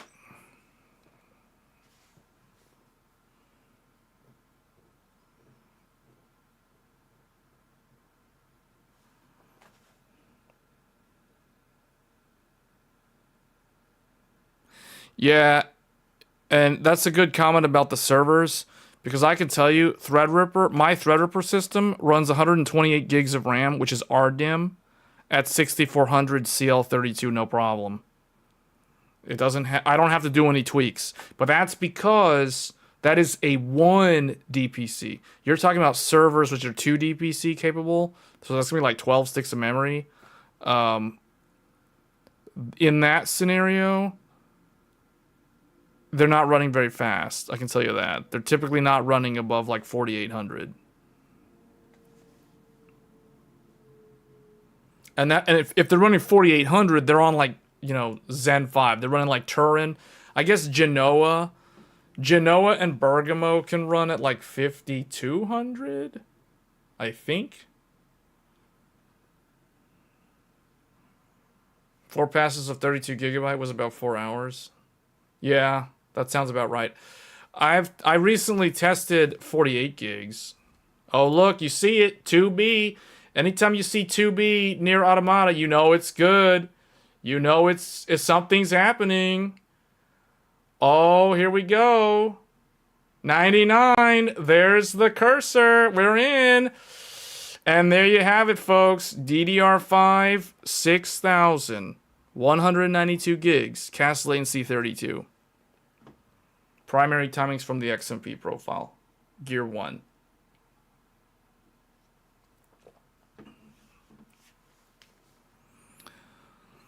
So even with the newer BIOSes, because I've seen comments on my memory videos, and now I know what they're talking about. Because there were people leaving comments like, hey, what do I do with pull up and pull down? Now I know what they were referring to. Well, the answer is just ignore the pull down for now. I guess if you change, I don't know what it does for pull down. Like, I'm confused on that one myself. But anyway, that's what you have to change to get it to work. It's processor drive strengths. You gotta change the processor drive strengths to get it to work. So do you guys understand what these are? We've done live streams talking about this stuff, and I've got lots of videos that show these things. Basically, anything that says processor, so processor CK, processor CA, processor CK, I think is like this is processor's clock drive strength, processor's command address strength, processor's, I forget what CS is. It's like, I forget what CS is. That's the one I forget all the time. Anyway, so you got your clock, you have your address, and you have your, I guess this is the data one? Either way, you got these three things. And then you have the exact same, so you've got similar stuff on the RAM side. The RAM side is the one that says DRAM on die termination. So you have your RTT nominal write, nominal read. You have your pure write. You have the park. This is basically like idle, the idle value. So when it's idling, what does the impedance need to be? Well, it needs to be 240 ohms divided by 5. So that's how we get these numbers. So for those that don't understand where that number came from, you guys will notice here it says RZQ. I don't remember what RZQ stands for, but basically RZQ means reference impedance Q factor something. So this is basically a resistor value, which means this variable is in ohms. And in this case, it is RZQ always equals 240 ohms. You do the math. 240 ohms divided by 4 equals 60. Oh, I wonder what this number in parentheses could possibly be. Maybe it's 60 ohms. So 240 divided by 4. 60 ohms. 240 divided by 2. Literally half. 120 ohms. 240 divided by 5. 48 ohms, and etc. So the DRAMs utilize a Q factor resistor for its impedance calculation. And this is the variable value here that we are setting. We are setting impedance strengths. And the processor side is very similar in that it also has its own side. So when we adjust these, we're changing the memory controller's strength. Basically, the two of them, the RAM on the, this is on the RAM side, this is on the DIMM side, this is on the CPU side, specifically the integrated memory controller. So we are adjusting these manually. Like I said earlier, we are basically lowering the resistance. We are lowering the impedance value or the strength of the CAD bus, the command address, the data bus, and the clock to allow the signals to propagate more freely so that they can basically complete their transmission line without getting attenuated into nothing, into extinction. But the problem is when you lower the strength of the impedance, you lower impedance, you are going to create the potential for reflections of the electrical signals. And when you get reflections, you can get errors on the line. And the errors on the line will manifest as blue screen of death, games crashing, applications not starting, artifacts on the screen, although that's typically a VRAM error, not a DRAM error. But those are the sort of behaviors that you can see if the impedance is too low. That is the reason why the impedance needs to be there, because it needs to terminate the signal. This is literally the termination point for these memory signals from the CPU to the RAM and back to the CPU from the RAM. So that is what we are adjusting.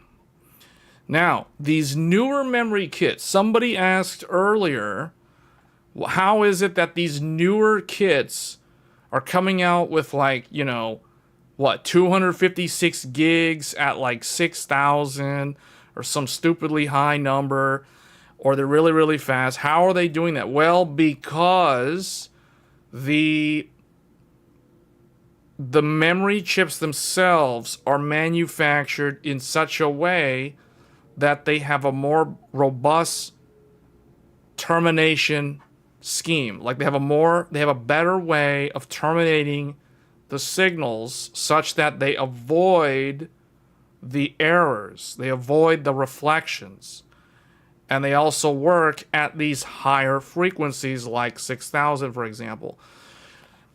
What we have done here is we have basically tried to emulate or approximate what these newer memory kits are already capable of doing. But this is what is required for those of you who want to run like 128 gigabytes at 6,000 or 192 gigabytes at 6,000 or 256 gigabytes at 6,000, assuming you have like some older 256 gigabyte kit. But the reality is most 256 gigabyte kits are usually Micron based, and they normally don't run at 6,000. They're normally going to max out at like 5,600 or 5,200. Maybe they're just going to be like a plain 4,800 kit. And 4,800 is no problem. Like, anyone out there can literally just, like, if they want to run, they don't care about high speed. Like, if they just want to run 192 gigabytes because they need the capacity, all they got to do is go in here and set 56, or not 56, 4,800, and it'll just work. 4,800 will just straight up work, even though it's not supported. But if we go look at the documentation from AMD, AMD states that if you have a Zen 5 processor and you want to run 192 gigabytes of RAM, your maximum supported speed is DDR5 3600. This means 192, 256, or 128. This one means 96 gigabytes or 64 gigabytes. This one means, and when I say 96 gigabytes, I'm talking about 4 times 24, which is what I personally run. If we're talking this one means 96 gigabytes or 2 times 48 or 64 gigabytes 2 times 32. This one means what? This would be the easiest one. This would be 48 gigabytes or 32 gigabytes. So this is 2 times 16 or 2 times 24. 2 sticks. Single rank. 2 means only 2 sticks. 4 means 4 sticks of RAM. 1R means 16 gigabyte stick or 24 gigabyte stick. 2 means 32 gigabyte stick or 48 gigabyte stick, or now with the latest one, 64 gigabyte stick. That is how I'm getting these numbers.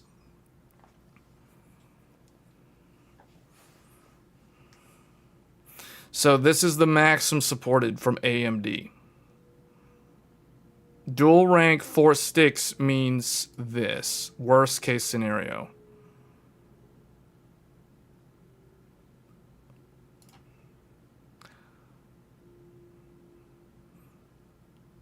Your 160 gigabytes only works stable at 4400. You cannot go past. That should be able to get to like 52, but you know, mixed. We looked at that earlier on stream, and we've shown how that is not a very good configuration for multiple reasons. So that was, we looked at that earlier. Now, one of the reasons why I tell people 4800 is very easy and almost guaranteed, even though AMD says it's not guaranteed. Intel definitely says it's not guaranteed, but AMD says it's not guaranteed if you go above 3600.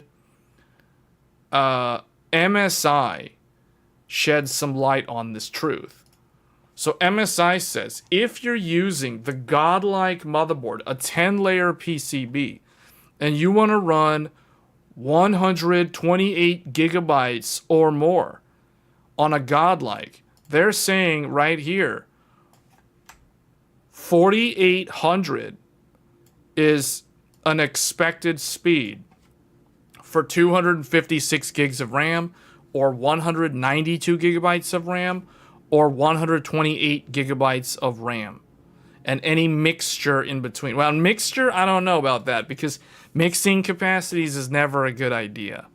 So I don't know what that one you're saying like 4400.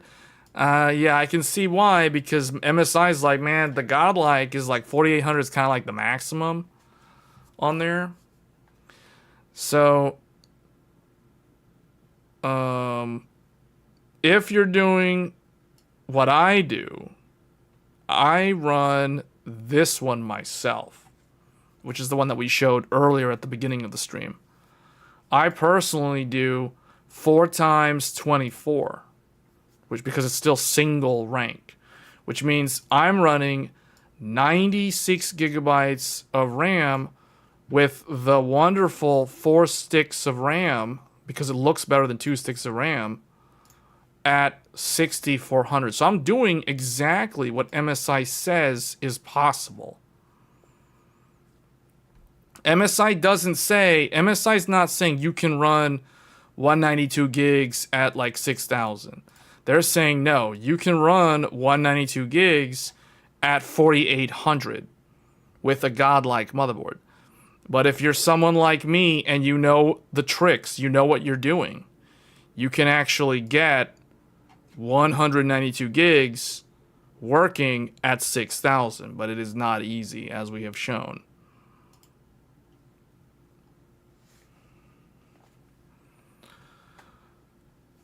So I like the look of 4 sticks, and I want the simplicity of being able to run at 6400 or 6000 with ease. So that is the reason why I choose 2 DPC single rank.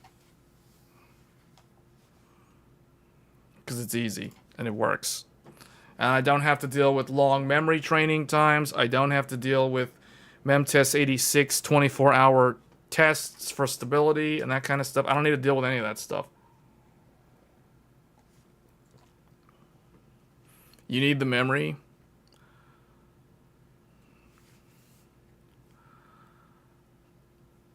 You'll just end up selling the 64 gig kit, get another 96 gig. Yeah, if you're running 192, you're going to be able to run 4800 according to MSI. And that is pretty accurate with my own testing. My own testing with doing nothing. So what I can tell you, no custom tweaks, no proc ODT mods like you guys saw me doing earlier. None of that stuff. I can tell you right now, 4800 with this capacity is very, very easy on X670E and X870E. In fact, you can do it with B650 and B850. You can do it with all of them. So 4800 is easy with 192 gigs. When it gets hard is when you try to go beyond 5200. In fact, you could probably do 5200 no problem with an X870 or X870E motherboard. The problem is when you start going above 5200 on the newer motherboards, it starts getting really, really flaky at like 5600. And that is where complete knowledge of proc ODT is what will allow that to actually work, and then eventually go to like 6000 if needed.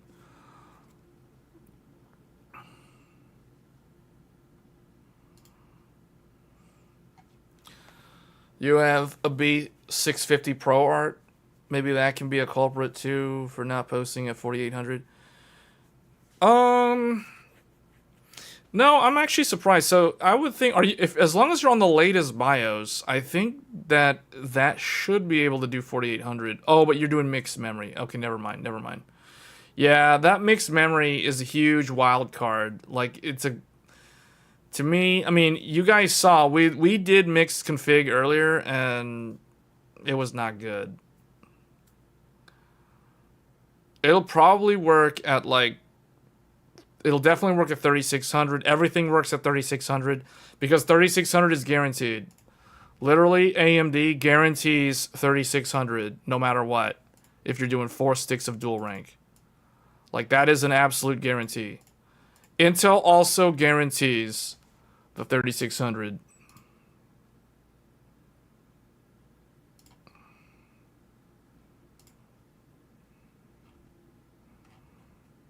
So Intel even has like an article proving that I'm correct when it comes to installing RAM. So let's look at this. Intel has a knowledge base article telling people that you need to install your RAM correctly. So Intel literally shows a diagram that is the exact same thing that I have illustrated at the start of the stream when running 4 sticks of RAM. Meaning, like, look at this, guys. 2 DPC with identical DIMMs. Intel says that you must isolate them from each other. This is basically what we showed with the silver memory sticks and the black memory sticks. Remember what I did? I put the silver ones on channel A and I put the black ones on channel B. Intel says if you mix them, you are incorrect and it will not work. They have a big red X mark saying, no, do not do that. We are Intel. We know. We are the truth. So it's like, if you're doing 2 sticks, notice how they put them on A2 and B2. But when you're doing 4 sticks and you bought 2 separate kits of memory, you have to put the old kit on channel A or B. You got to put the new one on the other channel. So there we go. Intel has proven that I am correct in what I'm saying. Like, this is the correct way to do it. I'm not making this up. And if you have a 2 DIMM motherboard, like the Apex, for example, it literally doesn't matter because it's a 1 DPC board. So Intel's like, yeah, do whatever you want. There's only 2. You're only going to fit 2 sticks in there no matter what. So it's like, who cares if they're different? They're already on separate channels. regardless of whether they're the same kit or they're different kits. So there we go. Thanks, Intel, for backing me up, because that is the proof right there. Intel themselves, support knowledge base, intel.com. They've got all the answers. All right, and then AMD is like 3600 is guaranteed. Anyone trying to do like some stupid 128 gigs or whatever, you're not guaranteed to go beyond 3600 mega transfers on DDR5. This is also true for Intel. Now, Intel's documentation for that is much harder to find than AMD. I'm trying to see if I can find the Intel memory. No, I can't find. Like, it's so hidden. It's so well hidden. And I used to have it. Oh, you know what? I don't have it bookmarked on this computer. And that's because I swapped my Tech Thursdays computer. It's on my Godlike, and we're not streaming on the Godlike right now. That's why I can't find the bookmark. Anyway, Intel basically is exactly the same as AMD. They say like 3600 is the maximum supported. I was going to show it on their website, but oh well. Basically, Raptor Lake and Zen 5 are the exact same. They both support 5600 when you have 2 sticks of memory. They both support 3600 when you're at 4 sticks of memory. Now, where it changes, Intel has something. They have a trick up their sleeve, because you know it's Intel. They've got the Intel Core Ultra series. So they've got their Arrow Lake. And Arrow Lake has support for something called QDIM. So Arrow Lake has support for QDIM. But QDIM doesn't change the official supported numbers.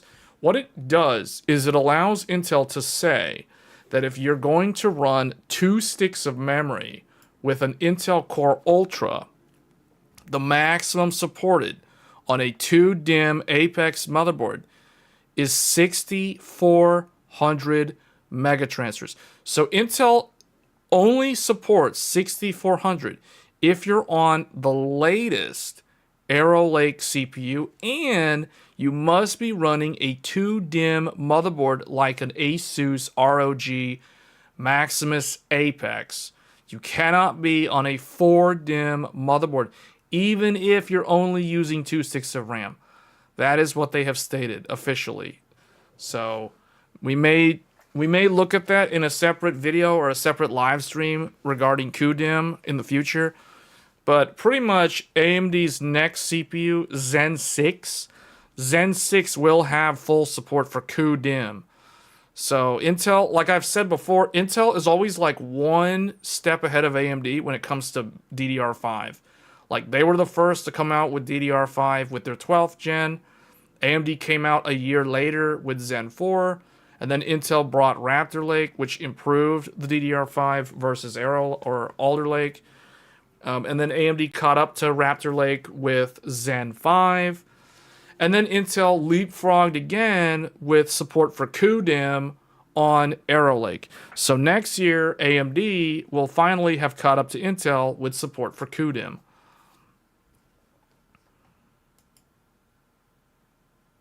Why is Intel wiping a lot of older CPU? Because they're probably EOL and end of support. They're probably past something called LDOS, and that's why Intel's like, you don't need to see this anymore. They need to clear disk space off their server. I mean, I don't know what other explanation. That's the only logical explanation that I can give you. They need to delete space on their server.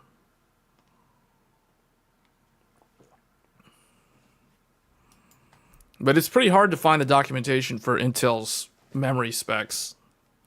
Like, I found it like one time, and then I bookmarked it on my other computer, and it's so hard to find. Let me see if I can...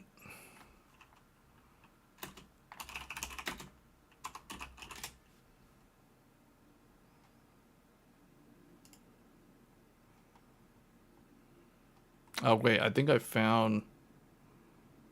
Yeah, I found it. I think this is it. Yeah, I found it.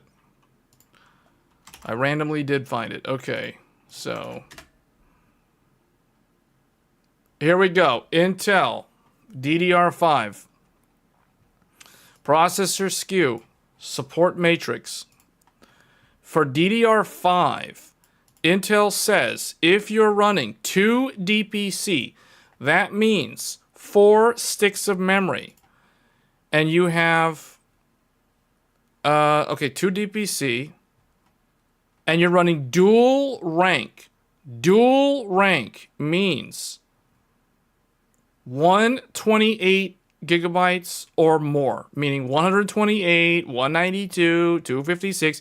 The maximum supported speed is 3600, just like AMD. Same deal here. Dual rank, I don't know why they list it twice. It's confusing, but anyway, it's like 3600. If you're running single rank, so if you're doing what I personally run, which is 96 gigabytes, 4 times 24, or 64 gigabytes, 4 times 16, the maximum speed from Intel is 4,000. Not even 4,800. 4,000. 2 DIMMs, single rank, and it's 2 DPC. Maximum supported speed for single rank 4 sticks, 4,000. I see. This is SODIMM. Never mind. Ignore these. These are the ones that we want to look at because these are UDIMM.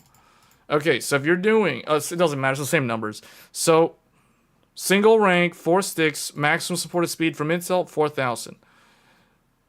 4 sticks, dual rank, maximum supported speed, 3,600. So it's basically the same as AMD. Now, one thing that is different, though, AMD says for single rank 4 6, AMD says they certify up to 3,600. Intel actually does a little bit better. They are certifying up to 4,000. Oh, I'm looking at mobile CPUs.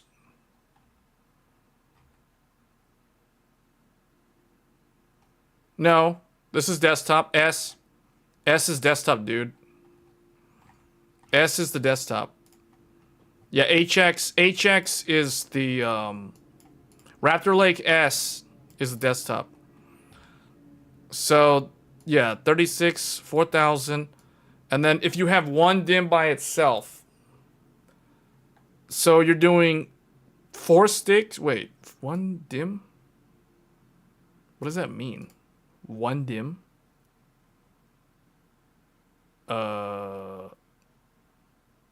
Hold on. 1 stick? Oh, I see what this means. Yeah. This means if you have a 4 DIMM motherboard, this is 4 DIMM motherboard. Physically, there are 4 slots, meaning A1, A2, B1, B2. And you install 1 stick of RAM? Its maximum supported is that? That doesn't make any sense. Why is that the case? 2 DPC. Okay, apparently that is the maximum speed. Yeah, that's really weird. Okay, so if you're running 1 stick of RAM, you plug in 1 stick of memory, not 2 sticks of memory, 1 stick of memory. Literally just 1 stick of RAM. The maximum supported speed on a 4 DIMM motherboard. So a motherboard like this motherboard, if I were to plug in 1 stick of memory on my Z790 Aorus Master with a 13900K, Intel certifies the maximum supported speed guaranteed is 4,400. So that is not 5,600, which is very interesting because AMD says 5,600. So Intel's actually worse than AMD in that support for 4 DIMM motherboards. Okay, because they're talking about 2 DIMM motherboards. This is 2 DIMM, SODIMM, UDIMM down here. Okay, so if you have a 2 DIMM motherboard, like an Asus ROG Maximus Apex, the maximum speed on an Apex for a single rank DIMM is 5,600. That matches AMD's Zen 5, 5,600. If you're running dual rank, so if you're running a maximum, for example, of 64 gigabytes, 2 times 32, on a 2-DIMM motherboard, the maximum supported speed is 5200. So these are the official numbers. Anything above that on an Apex is considered an overclock and is not guaranteed. It's a buyer beware. You're on your own. So with a 4-stick motherboard, the maximum speed, we already know, 3600. If it's single rank, it's 4000. Well, okay, why do they do this? Like, why do they put SODIMM and then okay, so desktop with SODIMM? Like, I'm confused. Oh, that must be like those mini PCs or something. Those, you know, whatever. And then UDIMM. Okay, this is like 13900K right here. That's 13900K. This is 13900K on a 4-DIMM board. So those are the numbers. They have like a lot more like stuff on their site. It's harder to find this. They also say here 1.1 volt is memory down voltage. I don't know. It's, yeah, they have a lot of data though, but it's like, it's so hard to find this. It's actually, I actually prefer when they have this much detail, but I feel like this can overwhelm somebody with all the different acronyms because there's so many different, like they put the mobile CPUs, they put the desktop, and they put the high performance mobile, and they have like those all categories, and they have SODIMM for desktop CPU, and then they've got SODIMM for the mobile, and then they've got UDIMM for the desktop. Yeah. Die density. They talk about die density.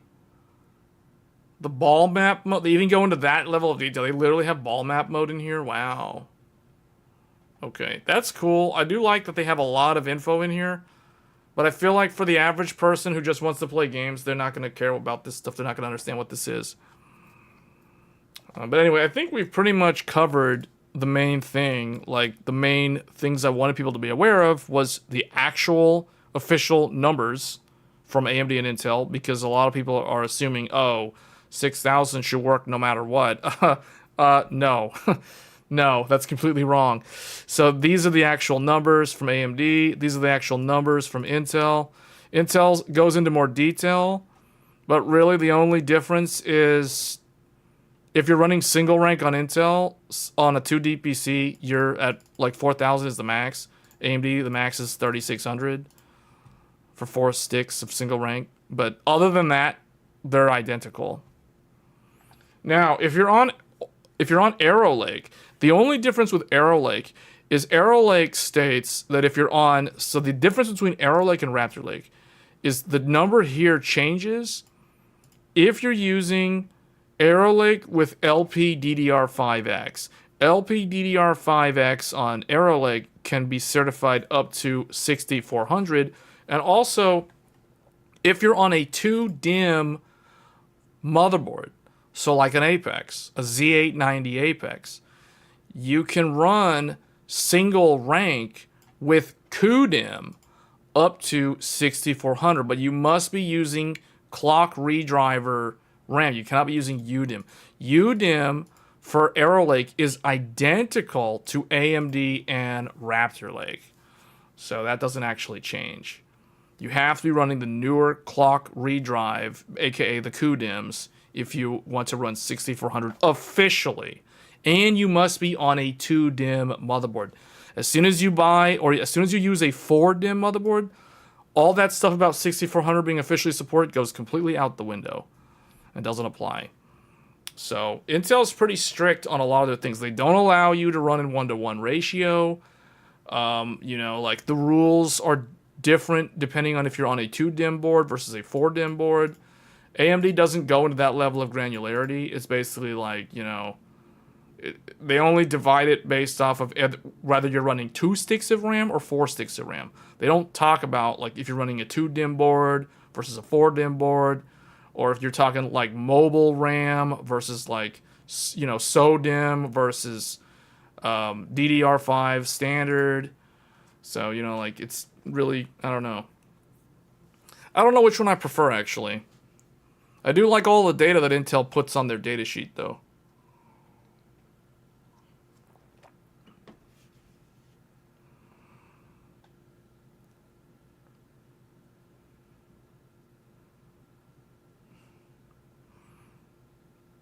What is this question about AMD? AMD and Intel are both American companies.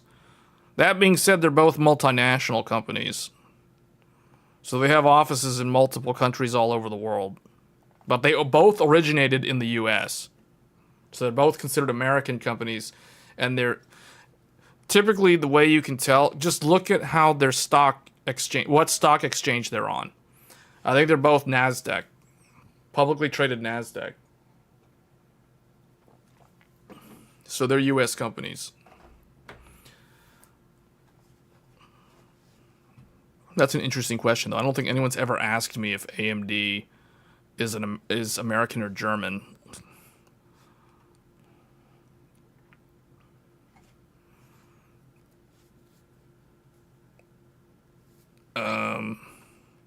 I think that covers it, though, guys. Like, we showed, like, what happens when you mix Samsung with Hynix.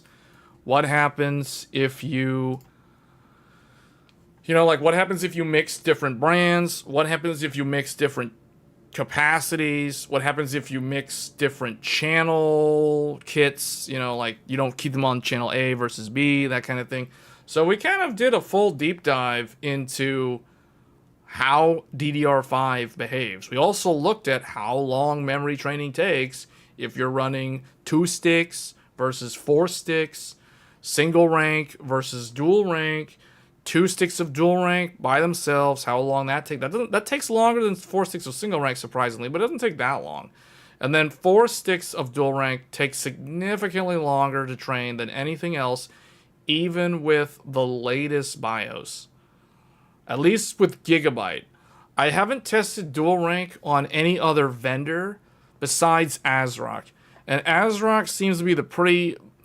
I'll tell you guys, like, if you guys want a motherboard, like, if somebody literally wants to run, or they need to run 192 gigs of RAM at 6,000, and they don't know how to do the tweaks that I did, and they don't understand why I did what I did on there to get it to actually work, I recommend they purchase an ASRock motherboard. Because ASRock is the only one, for my own personal testing, I can literally install this exact setup of memory in my ASRock Nova, clear CMOS, press the button, let it train, gets into the BIOS. I can set 6,000, and ASRock will literally just work without me having to mess with proct ODT, bus termination values, DRAM, write and read, nominal values, all that stuff, RZQ dividers. I don't have to do any of that with ASRock. I have to do that with every other motherboard brand except ASRock. So now this sounds like a complete advertisement for ASRock, but I'm telling the truth. Like, if you want it to just straight up work, you do not want to have to learn what proct ODT is, and nominal RTT park, and WT, write, read, DS, DQDS, CADS, all those different values, all those different impedances, all the RZQs. If you don't want to learn all of that, then buy an ASRock motherboard if you truly need 192 gigs of RAM or like some stupid high capacity of memory, and you're doing like 4 sticks of dual rank minimum, because that's the only brand that it's plug and play. All the others, no. Asus is a nightmare. They're by far the worst one when trying to run like mods on the proct ODT values. Gigabyte is the best one, and that is the reason why we actually showcased it on livestream, because I know that I can make it work. I can't make Asus work, so it's like we're not going to show Asus. And then MSI might work, but might not actually work in Memtest 86. So MSI will take a lot of like manual trial and error, which I ain't got time for that. So it's like, no. If we're going to show proct ODT, it's going to be featuring Gigabyte. And if we're going to be plug and play, it's going to be ASRock. So there you have it. That's all the insider knowledge on high capacity DDR5 for whatever use case requires, lots of RAM at high speed. Because why not?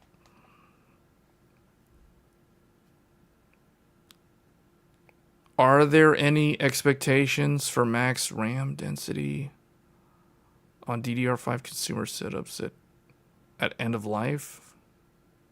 Oh, that's an interesting question. I think the 64 gigabyte DIMM will.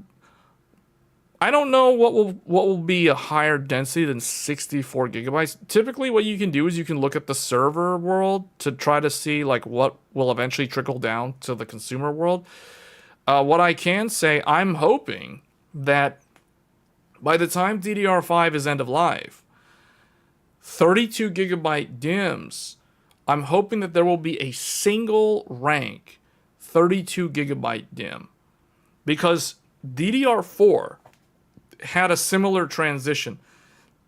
It was possible in the latter days of DDR4, you could buy a 64, is it 64? No, a 32 gigabyte, a 32 gigabyte kit of DDR4 where the two sticks were both 16 gigabyte sticks, but they were single rank sticks of DDR4.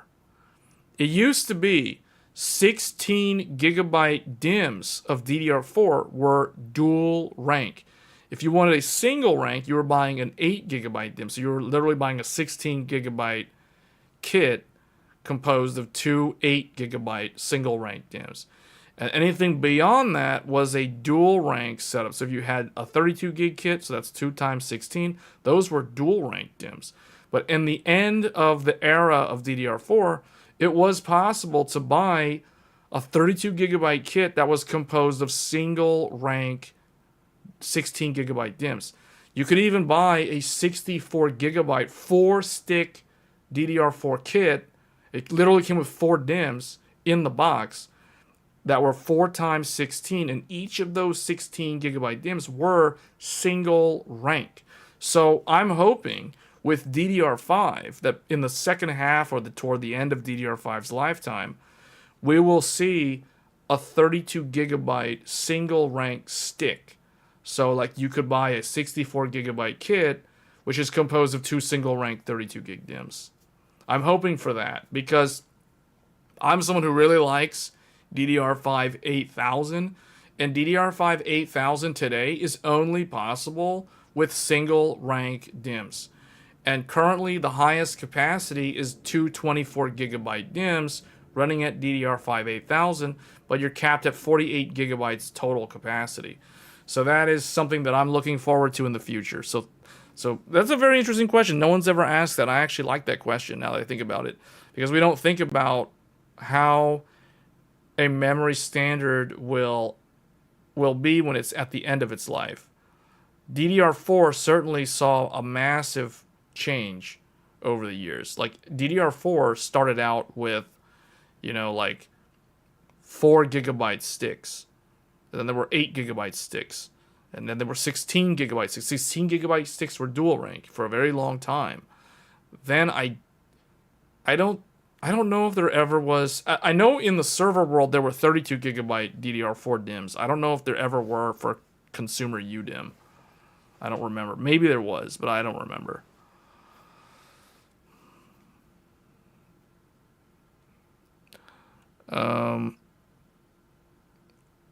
Weren't those 4 sticks you ran at the start of the stream? Yes, they were DDR5-8000. Those were my magic memory sticks. But you can't run 4 of them at 8000. And you know why you can't do that. We've already answered it, but we'll show it again. This is why. So when I was running 2 of those sticks at 8000, I was doing this. Meaning AMD's already telling me you're way out of spec. 8000 is way beyond 5600. But as soon as you double up to 4 sticks, now you're literally so far out of range trying to run 8000 because the maximum is 3600. So the difference between 8000 and 3600 is way higher than 8000 versus 5600. Hence, this implies it's not going to work because the memory controller just can't handle it. It's too noisy. The CAD bus is way too noisy. And you can't tune Proct-ODT because it's going to make it even noisier and you're going to get way more reflections. That's why it doesn't work. That's the technical reason why it doesn't work. That's actually the physics behind why it's not working. But the average consumer doesn't really know that. They don't understand that. See, a lot of what's happening behind the scenes, the reason why people are like, well, why can't you do, 128 gigs at like 8000? Well,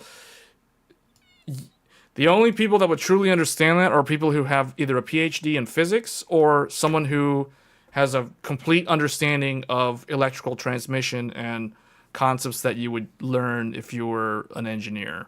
That's really the only explanation I can give you. And when I say engineer, I mean specifically I'm talking about electrical engineering, because you're not going to learn this as a civil engineer, or a mechanical engineer won't even know this. They might understand a little bit of why it's not possible. But anyway, can QDIM do? No, they cannot. They cannot. Weren't those 4 sticks you... Okay, yeah, we answered that. This could get into deep info and it not forbidden by any way. What? Huh? Okay, I don't know what that was. There was some sidebar conversation in the chat about like the history of AMD earlier.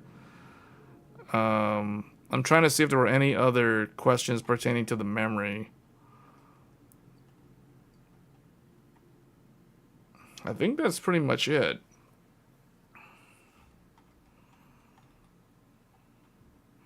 Asus. Okay, you think 64 gigabyte single rank will be possible? I don't know. I think we would need to see, at the very least, we need to see 32 gigabyte single rank. When you say 64, you're talking about a single stick or talking about a kit? So are you asking two 32 gigabytes equals 64? And the 32s are single? I'm hoping that's possible. I don't see why that's not possible. We already have 24 gigabyte single rank. Single stick 64? I don't know. We need to see 32 gigabyte single rank first. Until I see a 32 gigabyte single rank, I don't think we're going to get 64 single rank anytime soon.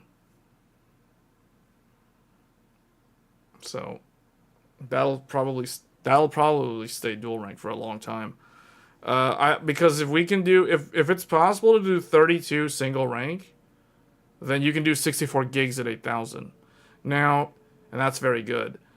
If you can do, if we can get 48 gigabytes single rank, that'll be very impressive, because then you can run 96 gigabytes at 8000 in the future.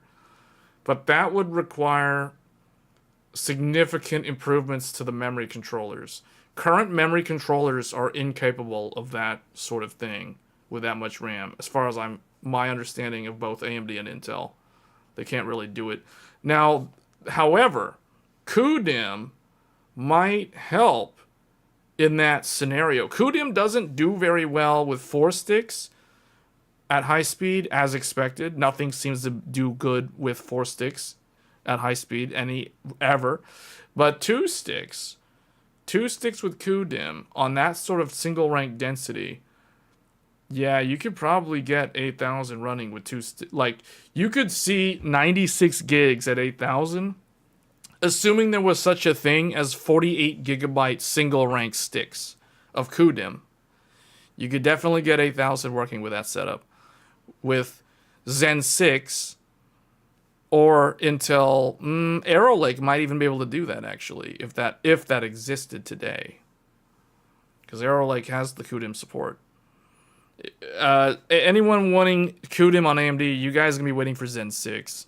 I don't think Zen 5 is ever going to get QDIM support from AMD. I think it's going to require too much. I don't know. In fact, it might even be a limitation of the memory controller itself. Meaning they can't just program the BIOS to talk to the clock driver. I think there's more to it than that. Otherwise, they would have done it already. So I'm pretty sure it's going to be something that Zen 6 will have. But my expectation next year for Zen 6 is that the memory controller is going to be completely like upgraded, like 100% new from what we've dealt with from AMD for the last 3 years. Because the memory controller on Zen 5, though it is the same SoC, it's the same I/O die, it's the same node, it is slightly different. Otherwise, AMD can't be like, oh, 5600 is the max on single rank, because that's not true for Zen 4. Zen 4's maximum is 5200. If we go to the AMD, I don't know why this went all the way down, but if we go to the AMD and we type in the Ryzen 7 7700X, just pick this one. The 7700X, oh look, 5200 is the maximum speed. So even though Zen 4 and Zen 5 share the same I/O die, the same node for the I/O die, there are some improvements that were made to the memory controller for Zen 5, but they don't have CUDIM support. So it does support up to 56. Likewise, Intel improved from 12th gen to 13th gen, because 12th gen, the maximum number here was 4800, meaning AMD's memory controller has always been better than 12th gen Intel, because the maximum supported was always higher. Intel supported 4800 with like a 12900K. Anything above 4800 on a single rank 2 stick was way too much for the 12900K. Raptor Lake went, so basically Intel went from 4800 12th gen all the way to 5600 13th gen. AMD went a smaller jump. They went from 5200, although their base start point was already higher than Intel. When they came in, they started at 52, and they didn't start at 48. And they went from 52 to 56. So they basically went and matched Raptor Lake. You're going to change the CUDIM when AM6 Zen 7 drops? Oh, you're going to wait until Zen 7, yeah. Yeah, well, CUDIM right now is really not that impressive, so you're not really missing out on anything right now. As someone who's already tested CUDIM on the Z890 platform, it's really not that much better than the higher speeds that you can get with like a good 8000 plus kit today of UDIM. But I think where it will actually help is with reducing memory training when you have a lot of RAM. Because currently, all of the CUDIM kits are single rank kits. So I'm waiting to see what happens when they start releasing dual rank CUDIM kits. Because I have a feeling CUDIM can help speed up training dual rank. Because dual rank has been a problem for both AMD and Intel. And especially with 4 sticks of RAM. Anyone who has tried 128 gigs of RAM or more on Intel and AMD knows exactly how much of a headache it is to deal with that. To get that to run at a decent speed other than like 3600. Or maybe 44 or 4800. You know what I'm saying? So you never use 4 slots?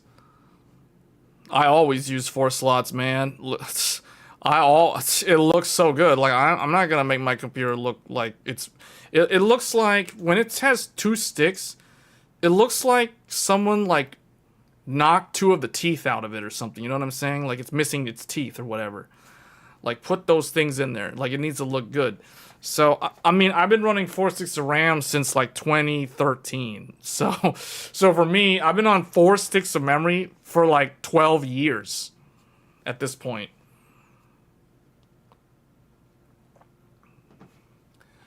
So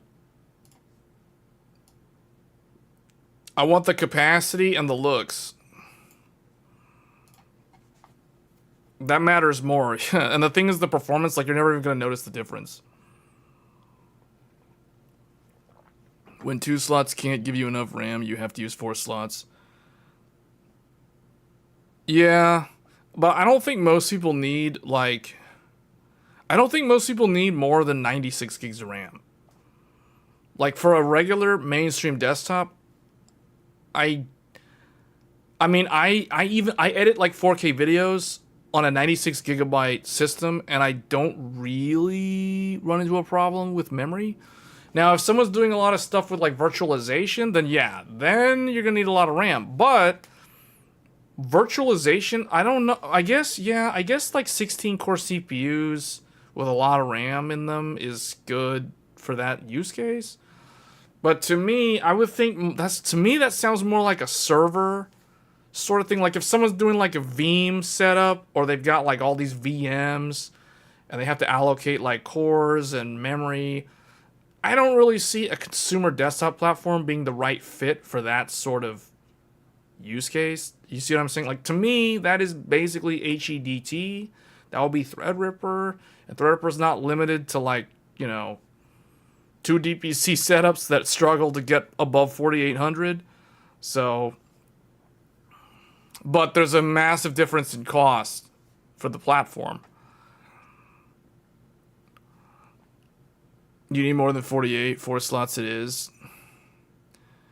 Yeah, I really like the 48 gigs DDR5-8000. I just wish, back to the point earlier, I just wish there was more. I wish we had 32 gigabyte single rank DIMMs. Because 64 gigs at 8000 to me sounds really good.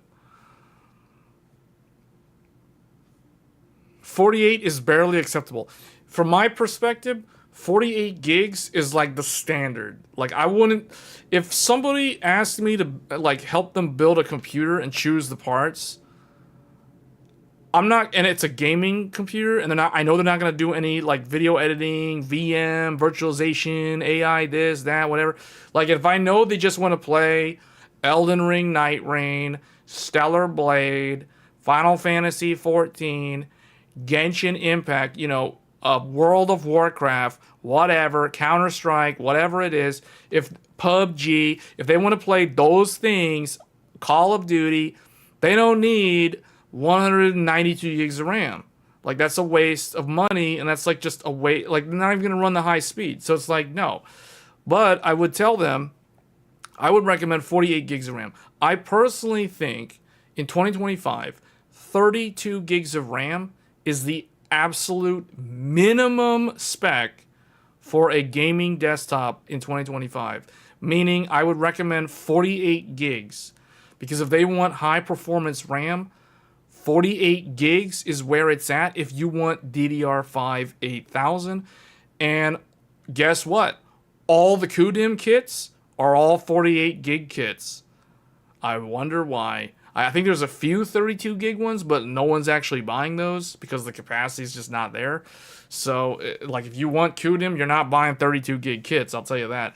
So that's the thing. Like, 32 gigs is the absolute minimum, because think about it like this. An RTX 5090 has 32 gigs of VRAM. So it's like, who in their right mind, assuming someone would spend money to get a 5090, who in their right mind would pair a 5090 with 32 gigs of RAM, of VRAM, with a desktop computer that only has 32 gigs of system RAM? Do you see how wrong that is? Like, the VRAM and the system RAM are the same number. Like, that's not a balanced build at all. So that's why I consider 32 gigs the absolute minimum spec. 48 gigs is kind of what I consider the mainstream recommended spec for a new gaming desktop in 2025. In fact, I'd probably tell someone, well, yeah, 48 gigs is good because it's single rank. If someone wants to run 64 gigabytes, that is not a bad idea. The only problem, and the reason why I won't recommend 64 typically, is because it's dual rank. So they're like stuck with the dual rank. So meaning if they want to double up in the future, they're going to be, you know, they're going to be dropping their DDR speed to like 4800. That's the reason why I don't like 64 gigs as a recommendation, because I know if they want more RAM and they want to double up their RAM, you can kiss that DDR5-6000 or 6400 goodbye the moment you go up to 128 gigs, because that ain't going to work. Unless you know what I know, what we showed on the stream earlier. And that's very motherboard specific. So that's why I personally recommend 48 gigs, because if someone starts with 48 gigs at whatever the speed is, whether it's 6,000, 64, 62, 8,000, whatever, if they double up in the future, like I personally have, to 96 gigs, they can still run all 4 sticks at 6,000, no problem. Plug and play. It's super easy. And they can run their Gear 1, 1-to-1, all that good stuff. Doesn't matter. It all works. So that's the reason why I personally recommend 48 gigs for a start point for people who want to build a high-performance gaming desktop.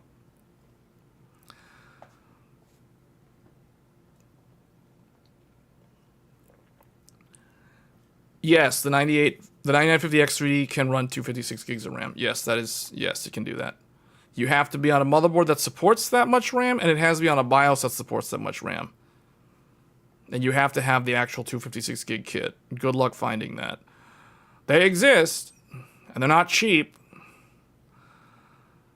When using AMD RAID, I can't train 448 successfully at anything other than 36. If I turn off RAID, you can get 6,000.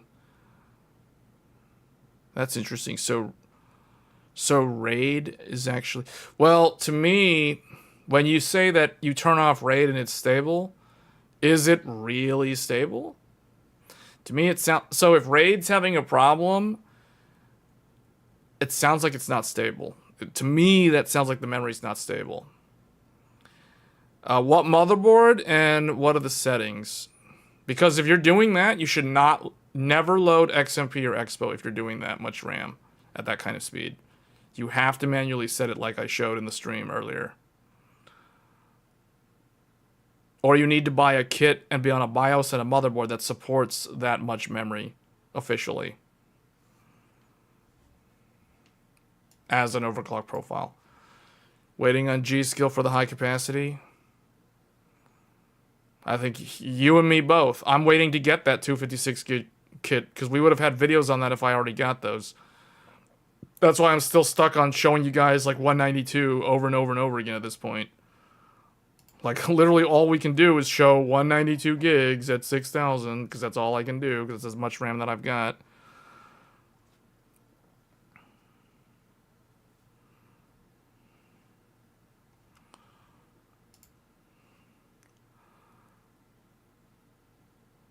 So, hold on. Maybe we should bring up Paint here. So, dual rank. Well, let's just do single rank. Single rank DIMMs consist of 8 gigabyte, 16 gigabyte, and 24 gigabyte. Those are the single rank sizes. The 8 gigabyte is technically not single rank, it's like half rank. But I'll just include it for completion. Dual rank DIMMs are 32 gigabyte, 48 gigabyte, 64 gigabyte.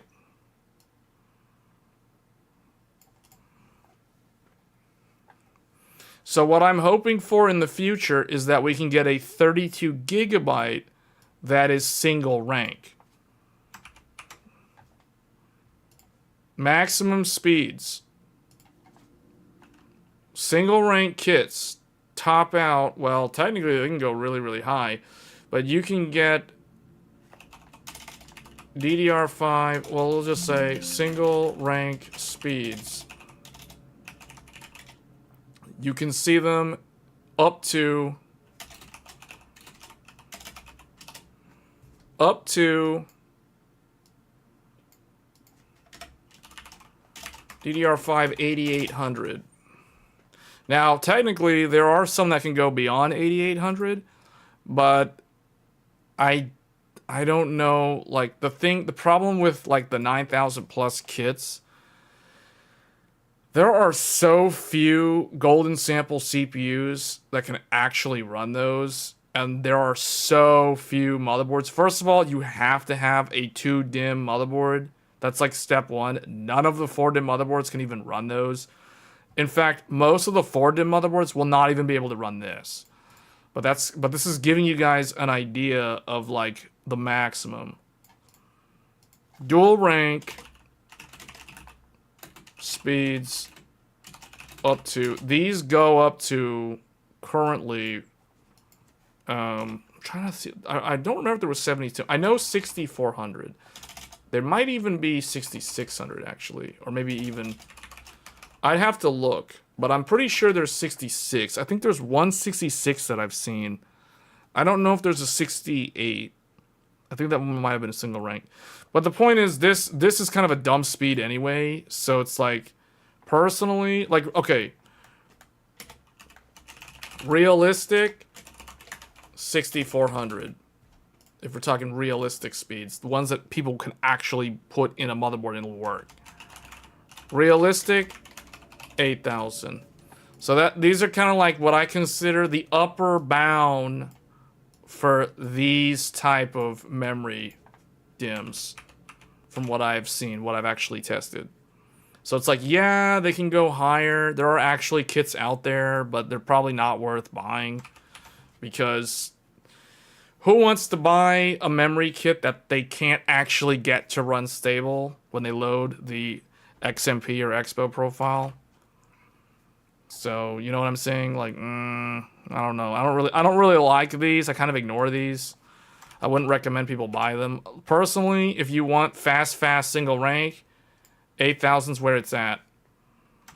And if you want dual rank DIMMs, probably 6,000 is where it's at. But if you want to try for 6,400, you can. I mean, it'll work. And you can always just do what I do and run 2:1 ratio, and who cares?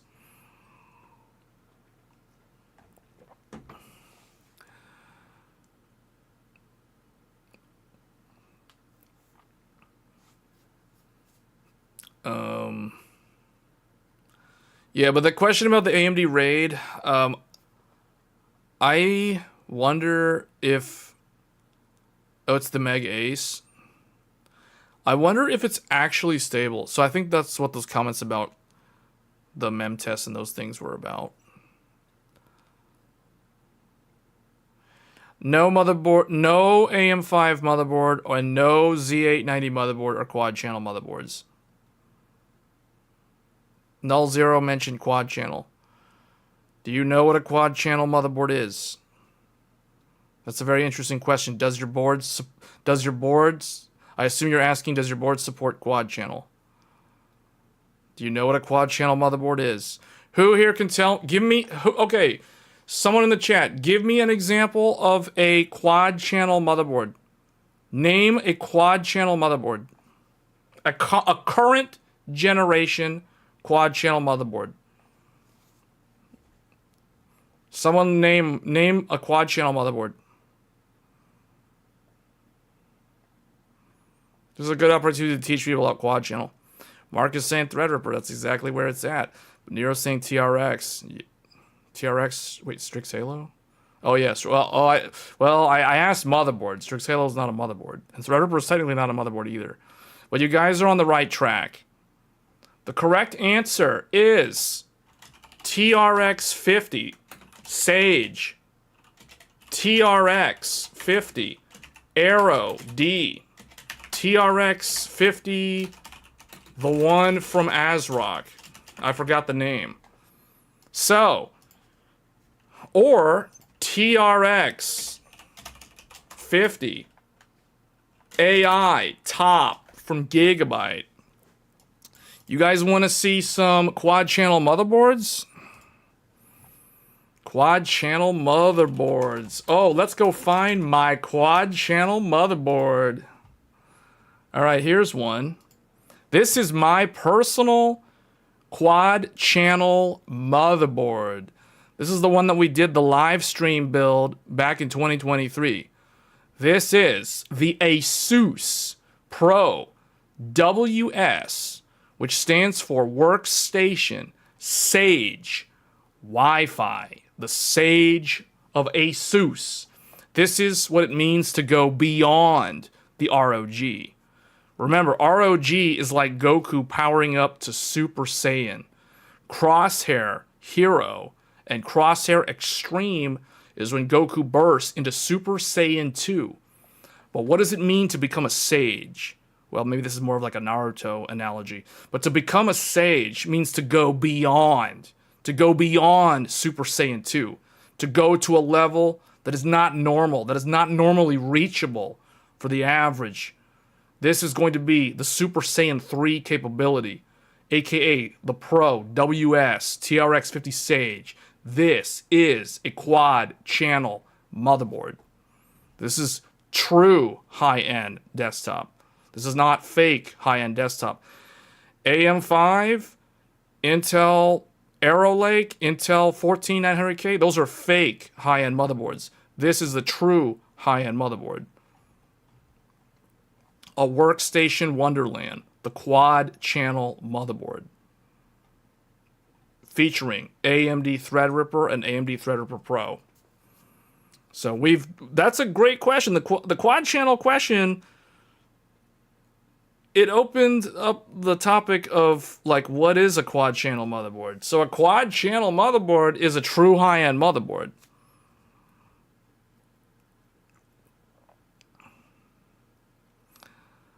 So this is a 1 DPC motherboard. So it has 4 DIMMs. Each DIMM slot is an individual channel of memory. So this motherboard does not have A1, A2, B1, B2. There is no A1, A2. There is only A. And there is no B1 and B2. There is only B. Instead, it has A, B, C, D. Channel A, the first channel. Channel B, the second channel. Channel C, the third channel. And channel D, the fourth and final channel. Hence the name quad, meaning 4 channel memory. This is a quad channel motherboard. So there you go. This is an example of a quad channel. We have featured it on stream last year. Not last year. It was November of 2023. So it's been over a year and a half now when we did the live stream build, featuring active cooling on the VRMs. Dual power supply support. PCIe power connectors for supplemental auxiliary power. Slim SAS as well for enterprise class. ECC, error correcting RDIMM memory support. For RDIMMs, single. These are 1 DPC boards. These are not 2 DPC boards. TR5 socket has 4,844 pins. Yeah. True high-end. Ultra-fast connectivity. Multi-GPU support. We always run multiple graphics cards. I'm running 2 graphics cards with this motherboard, plus a Thunderbolt, a USB 4 add-in card, and a quad NVMe card for 4 more SSDs. So that is true high-end. Wi-Fi 7. Wi-Fi 7 and 10 gig LAN, plus an additional 2.5 gig LAN. The Marvell 10 gig Ethernet, and an Intel 2.5 gig Ethernet for that Threadripper CPU. Plenty of high-speed USB. Quick charging for your phone with 20 gigabit USB for the front panel. And then you got another 20 gigabit on the back and a bunch of 10 gigs everywhere. And what is this? Oh, the USB 4 header. We've done a video about this on the channel. how to add USB 4 to your quad channel motherboard. And then it's got the thermal pads. It's got all those thermal pads for Gen 5 storage. So much Gen 5 storage. Slim SAS as well, just like on that Hero motherboard. It's got that Slim SAS for those enterprise drives. And it has the support for ASUS's very own IPMI expansion card for server-grade remote management. So this is something that corporations would use for, like, for example, if someone was working in the creative field, like let's say someone's a game designer and they work for like Square Enix or somebody, typically the IT would install, well, actually, no, I take that back, because this is not really used for a client. This would be more for like a server for remote management. So never mind. This is not something that you would use on a client station. A workstation. You could. I don't really see the point of it, but the point is the motherboard supports it. So it's got like server class support features there. Lots of heat sinks everywhere. Thermal heat sink for the 10 gig LAN. You know, like just tons and tons of stuff. USB. It's got USB everywhere. It has PCIe everywhere. The top slot is Gen 5 X16. The second slot is Gen 5 X16. The third slot is Gen 5 X8. The fourth slot is Gen 4 X4. And the final slot at the bottom is Gen 4 X16. Oh, the postcode's down on the bottom? Yeah, the postcode is down on the bottom because they couldn't fit it up there because of all the VRM heatsinks. Yeah, I wish the postcode was up at the top. It's very hard for me to see it because I literally have an NVMe card in this bottom slot covering it up. So I'd have to I'd have to look underneath the NVMe card to see the postcode debug on here. But yeah. So you can put all the GPUs, all the graphics cards, all the storage, whatever. If you need compute nodes, you can run compute devices in PCIe, typically GPUs for AI. If you're needing capture cards, if it's going to be like a broadcaster thing, you need like Switch 2 in there, you need a PS5 Pro in there, you need Xbox Series X in there, you need all three of them. You're going to run your USB 4 card in the second from the bottom slot. So you can run your dual 4K 60 external captures on there for two of the consoles. And then you'd have to run the third console off of another one, probably in this upper slot here, off of like a 4K capture card or whatever, internal. So there's lots of different options. In fact, you could even use the external because it's got USB 20 gig on the front and the back. So you could even use one of those newer capture cards that only need like a USB 10 gig. So lots and lots of connectivity. The memory has, remember that the memory on this is RDIMM. It's registered memory. It's not unregistered DIMMs. It's registered DIMMs. So it has the register for full ECC error code corrected memory. So very, very high end. This is true high end. This is basically, I mean, I don't even know how to like classify this in the automotive world because this isn't even like, I guess this would be like an 18-wheeler semi-truck or something, or maybe that's like an Epic, so never mind. This is more like, I don't know. I don't have a good analogy besides the Super Saiyan 3 thing, but anyway.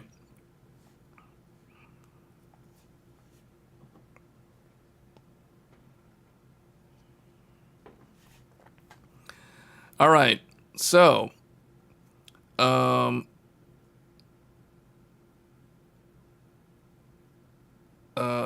was there any other questions? I think that's pretty much it. Did the person who asked about the memory not working above like 3600 or something, was that ever figured out?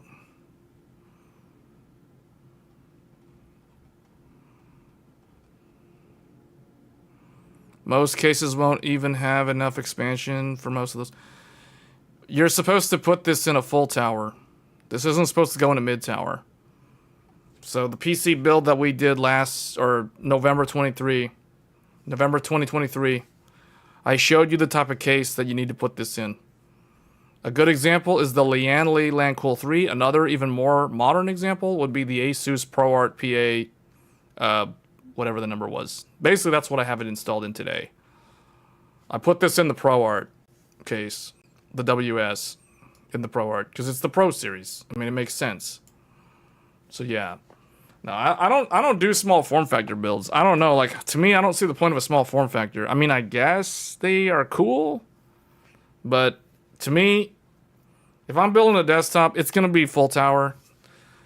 I mean, okay, I guess mid tower, but as long as it's full, like all 8 slots, that's all I really need.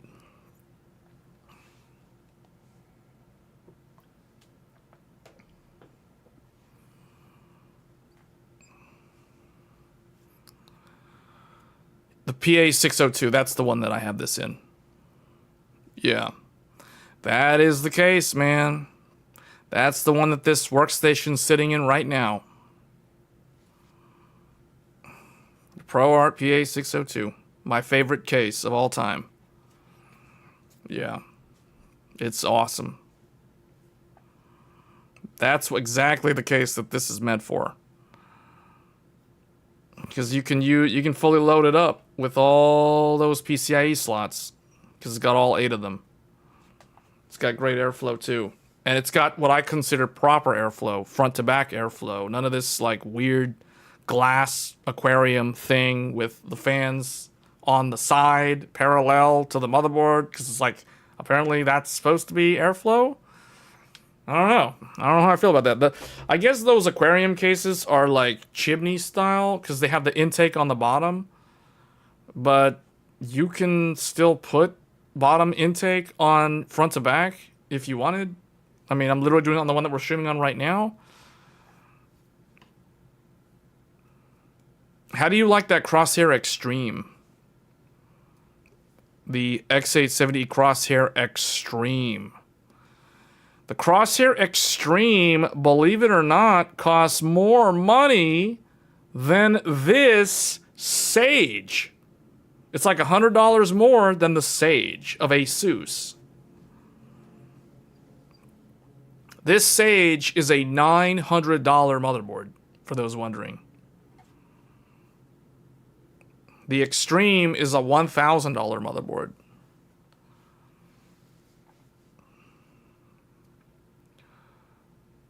Core Flex, yeah. That's what I call the Asus special sauce. That's like the Asus special sauce.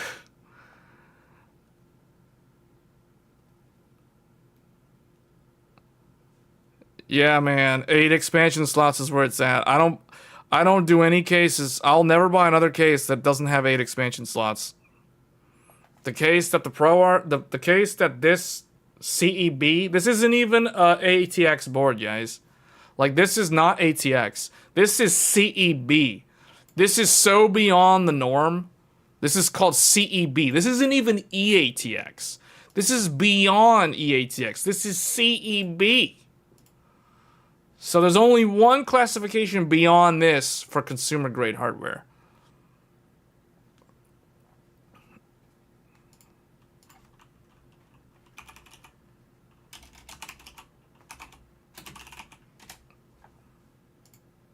That will be this. This is the EEB. This is to go beyond the CEB. EEB. The STR5 EEB. This is the Sage in Super Saiyan 4. This is Super Saiyan 4. This is Dragon Ball GT. So this isn't even canon, but apparently this thing exists. So yeah, there you go, guys. There's the EEB workstation. This is this is not a quad channel motherboard. This is an octa channel motherboard. This is 8 channel memory. This is A, B, C, D, E, F, G, H. There's none of this A1, B1, A2, B2, none of that nonsense. No, this is A, B, C, D, E, F, G, H. This is one DPC. EEB. I mean, we're getting out of the realm of like regular consumer hardware at this point. We're getting so close to enterprise. The further down the rabbit hole we go. This thing, look at those PCIe slots. The perfection of the PCIe. Look, this thing, not only does this support 2 power supplies, this thing has dual slim SAS. Dual slim SAS and all the overclocking switches. I don't even know why the overclocking features are on here. Like, who's gonna buy this to overclock? That is the wrong audience for someone who actually is considering buying this. But yet Asus has all the slow mode switches and stuff on here down at the bottom. It's got like all the overclock switches. Like, why? Actually, now that I think about it, these are probably not overclocking. One of them is probably slow boot. I have a feeling some of these are... I think I know what a couple of these are. A couple of these dip switches control the... They manually set the PCIe generation. So you can, like, for example, if it's set... Typically it's auto... But you can manually specify like Gen 5, Gen 4, Gen 3, etc. Like that's basically what some of those switches do, I'm pretty sure. And it looks like Asus has an internal USB right down here. I'm not sure what that's for. It has all this stuff. Like, I don't even know where to start with this thing. It has... Oh, wow. It even has a D sub on there. That's something you don't normally see. So this thing, can I make this, does that actually get larger? Okay, it does. So this thing has dual 10 gig LAN. It has a clear CMOS. It has line out, mic in. It not only does it have dual 10 gig LAN, it has external server management integrated into it with this Ethernet port. It also has dual 40 gigabit USB 4, and it even includes the DisplayPort input feature on here as well. And here's the BIOS flashback. So, but most people that buy this don't really care like how many I guess okay, it has the USB 4 integrated into the motherboard. So whereas with the other one that we looked at, like this one, the one that I have, this one I had to buy the add-in card and plug it into this PCIe slot to get USB 4, my dual 40 gig USB. This one, it's literally soldered into the board from the factory, so it's already here. It's got the backplate. Strangely, this area is not covered. It comes with... This is a converter for... Okay, these cables are converter for 8-pin PCIe to the what is that CPU one called? The EPS cable. The 12-volt EPS convert your 8-pin on your power supply so you get dual power supply. There's a specific way to connect the dual power supplies. And... yeah, well that's pretty much it. There's extra thermal pads, or not thermal pads, there's extra spacers, rubber spacers for the M.2s if they don't need, if they're not like double-sided M.2s, for example. And I think that's, wow, there's not a lot on here. Compared to the other one, this one truly is for like a business, because this is not for like an end user, because look, the product page, it doesn't have all this, like, a workstation wonderland. It doesn't have, like, all the marketing stuff like this one has. It's just straight up, like, here it is. It has all this stuff. It has 7 PCI 5.0 X16s, all the multi-GPU, all the power stage, 32 plus 3 plus 3 plus 3 VRM, CPU and memory overclocking, 4 PCI 5.0 M.2 slots. That's 4 Gen 5 SSDs. Not 1 Gen 5 and like a couple of Gen 4 and like 1 Gen 4 at 2 lanes. No. All of them are Gen 5 M.2. All 4 of them are Gen 5. And if you need more, you just plug in the NVMe cards in here if you're doing compute or storage. Dual 10 gig Q release, all this stuff. Yeah, okay, we know. It's super high end. Yeah. Hey, but on this one, Asus put the postcode at the top in the right position.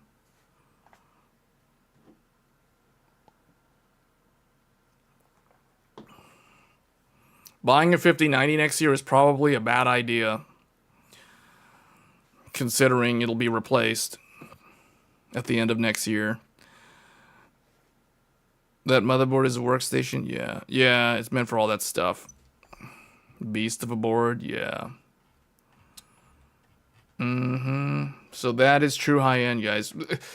Great question, though, on the quad channel, because the quad channel was a good way to show people what it means to go beyond the normal, you know, mainstream desktop platform. We don't often talk about true high-end on this channel, the same way Goku rarely ever reveals his Super Saiyan 3 form. But anyway, that was cool.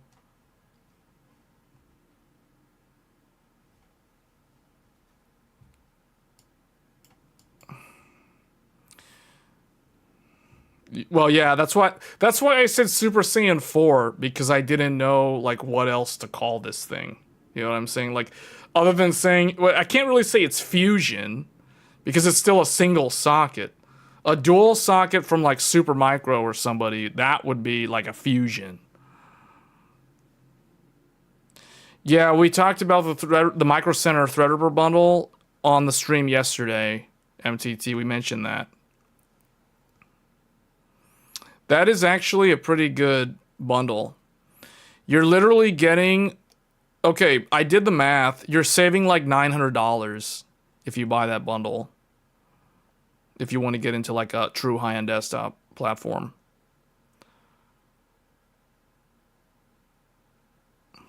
The quad channel boards are more like Black Frieza than SSJ3.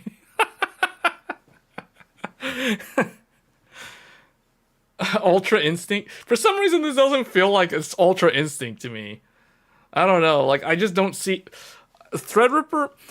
like, I like the comment, the comparison to Black Frieza, because Frieza, like, Threadripper is almost kind of more like a villain than a protagonist, because Threadripper is, like, really big. It's, like, really powerful.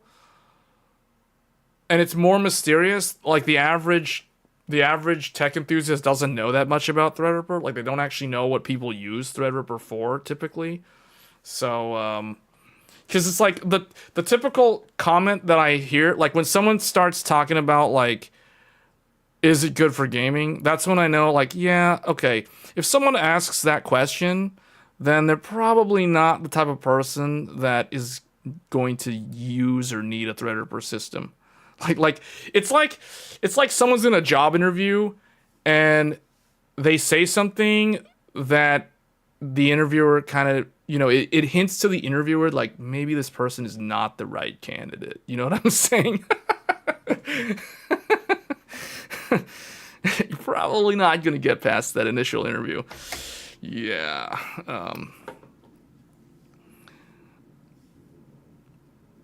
What is an NPU? A neural processing unit. Well, it used to be a network processing unit until AI took off and basically stole that acronym. It used to be a component that was inside a router or a switch. But now it's referred to as a neural processing unit, also known as a tiny GPU meant for AI.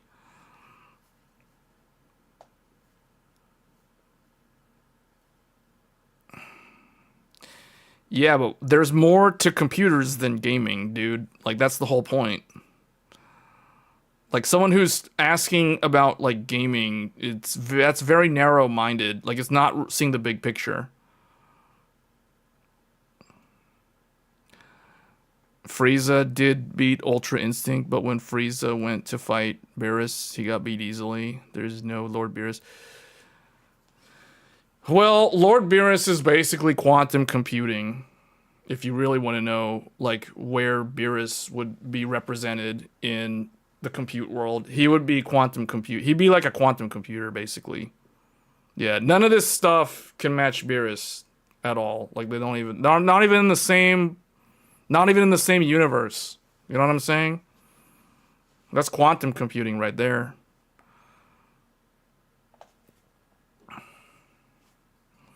Threadrippers are good for game development though. They're not what you would use to like test a game when it's like almost going to market. But if you're developing a game and you need to run copious amounts of memory, and if you need to run it in like a virtualized environment, so like if it crashes, you don't like you're not going to impact the OS like the hypervisor level. You know what I'm saying? So Threadripper is very good for like virtualized environments. So there's a lot of use cases for it. It's not always about performance, guys.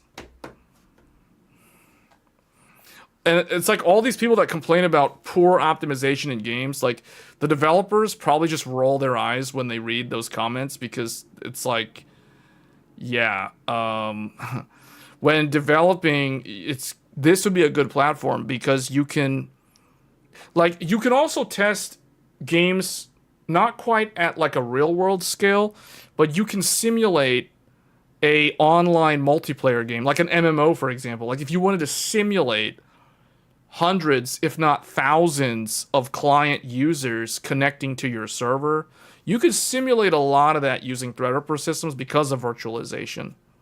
See, so there are a lot of use cases for Threadripper that the average gamer or the average tech enthusiast has no idea the scope of what they're dealing with when they're talking about Threadripper.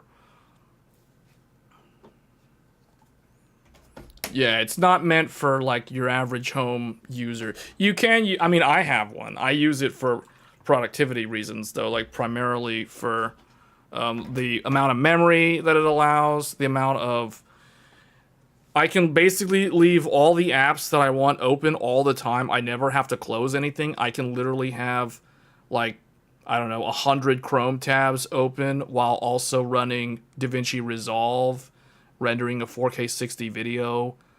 And also like I can literally have Night Rain running and just sitting there idle in the game, or like Final Fantasy 14 is a primary example. So the nice thing about Threadripper, it's like, okay, yeah, it's not gonna be the fastest at gaming, but I can literally run all the things I want without any hiccups, with no slowdown, none of that, and I can keep all that stuff in memory and just suspend to RAM and then just put the computer to sleep, wake it up, everything's there, ready to go. And it's all using RDIMM, so it has a lot more reliability and stability because of the registered DIMMs. So there's a lot of stuff that you get out of Threadripper that you just flat out have no access to if you're using a regular desktop. Yeah, RK knows exactly what I'm talking about because RK also has a Threadripper system. So he knows you can run copious amounts of memory. You can run the memory at whatever speed you want as long as the RDIMM can do it.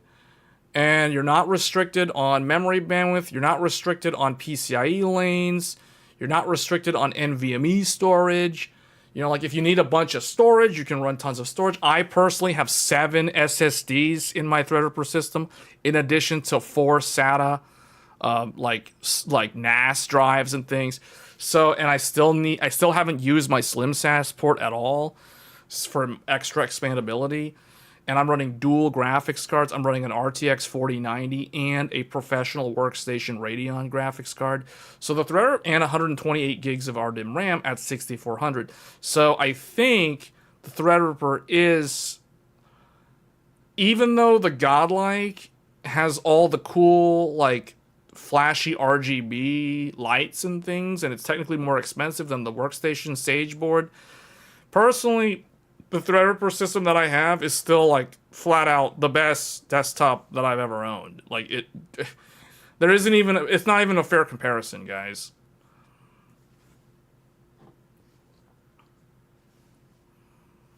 It's literally like trying to compare, Super Saiyan Vegeta to like Goku Super Saiyan 3, like in a who would win scenario. Like you're comparing apples and oranges. Yeah, RK's Threadripper system's even more high-end than mine. He's running 32 cores and 256 gigs of RAM. I'm running 24 cores and 128 gigs of RAM. So yeah, these systems are definitely not for like people who just want to play games. Like this is not what this is about. Like this is totally not for playing games. Like this is meant for like different stuff, professional work stuff, like literally workstation. It's in the name. It's workstation. Work. It's for work. It's not for playing games. That doesn't mean you can't play games on it. You can totally play games on it. We've done a few rare live streams where I have live streamed games on Threadripper. What I will tell you is when a game comes out and it's super unoptimized, Threadripper is the most reliable system because it will brute force its way through the unoptimized spaghetti code. And if the game has memory leaks, the RDIMM and the massive 128 gigs of RAM is gonna not like crash due to a memory leak because of the ECC and because the massive amount of 128 gigs of RAM. So it is the best platform for someone who wants to live stream a game and they have no idea if the game is an unoptimized mess because it can just brute force its way through it. So obviously you would pair Threadripper up with either I guess the minimum GPU for this CPU would be a 7900 XTX or anything better than that. So like a 4090, that's what I'm personally using with my Threadripper, or a 5090. Like those are the GPUs that you would put with this. Ideally, if a business was going to use a Threadripper, they would not use those. They would use a professional graphics card, like a Pro Series Radeon or what used to be called an NVIDIA Quadro. Now they just call them, NVIDIA RTX, the non-GeForce. That is what someone would typically want to pair up with this sort of platform. Is it worth getting a Threadripper? I think we already answered that. We answered that earlier. No. If you just want to play games, this is not the platform for that. That's like saying, do I need to buy a Ferrari to commute to work every day? Like, no. No, you don't need to do that. You know what I'm saying? So you use yours for graphic design and chess analysis? Yeah, see, like you're using it for compute. You're using it for the compute. I use it for video editing. And I use it for like all the other stuff that I mentioned earlier. Just leaving everything in memory all the time and not having to worry about anything crashing because of the ECC.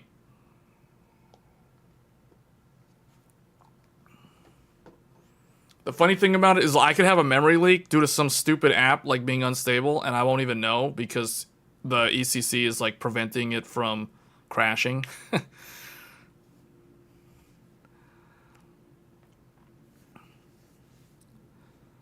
You found a deal. But going back to the question earlier, just real quick, that deal at Micro Center is a good deal.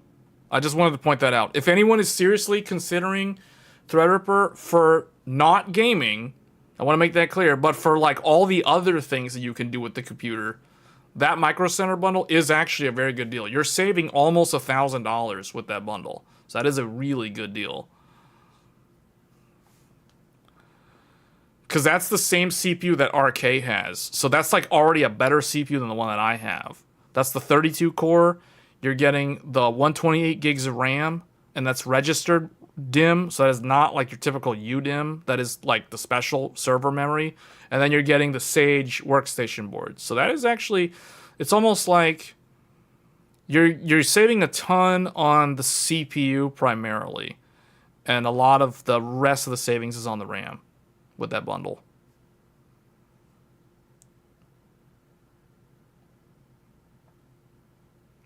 A deal, $600 for a 11th gen. No. I mean, no. Like, wait, do you live near a Micro Center?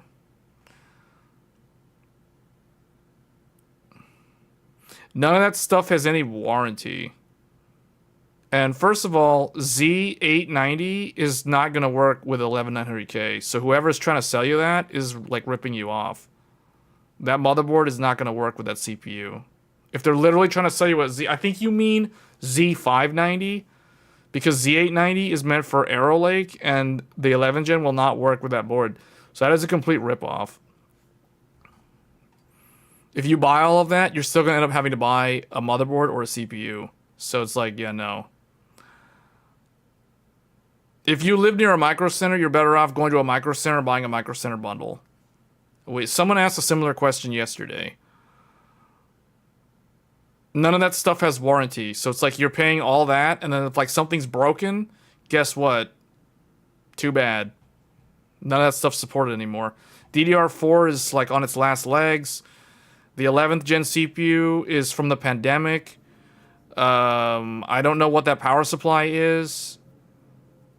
So, yeah. I don't know. Personally, I wouldn't buy that. I mean, it's the 3080 is super old. That's a pandemic GPU. So, yeah, no. 12 gigs of VRAM is also not very good unless you're at like 1080p.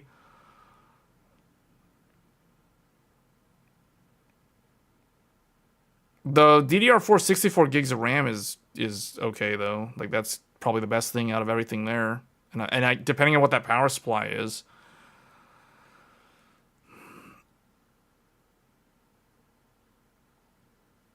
Yeah, go to Ant-Man's right. Go to I mean Best Buy. I'm not sure what sort of good deal you can get at Best Buy for $600, but definitely if you live near a Micro Center, go to Micro Center.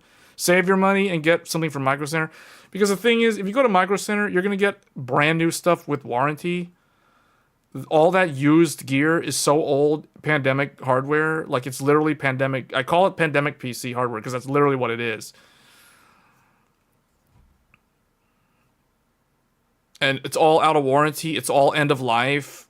Intel end of support. And well, it's EOL. Like, it's all EOL gear. So it's like, I never like recommending EOL gear.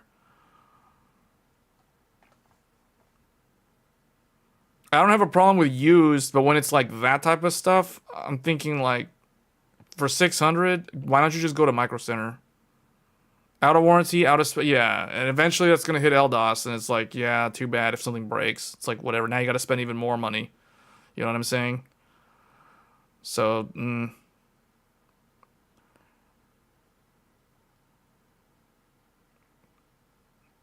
the render engine. Are you talking about like video editing? Most of it uses GPU. But the thing, like the whole point is you can run multiple graphics cards though with Threadripper. With now I'm personally only running 2 graphics cards in mine, but how many people out there are running more than one graphics card?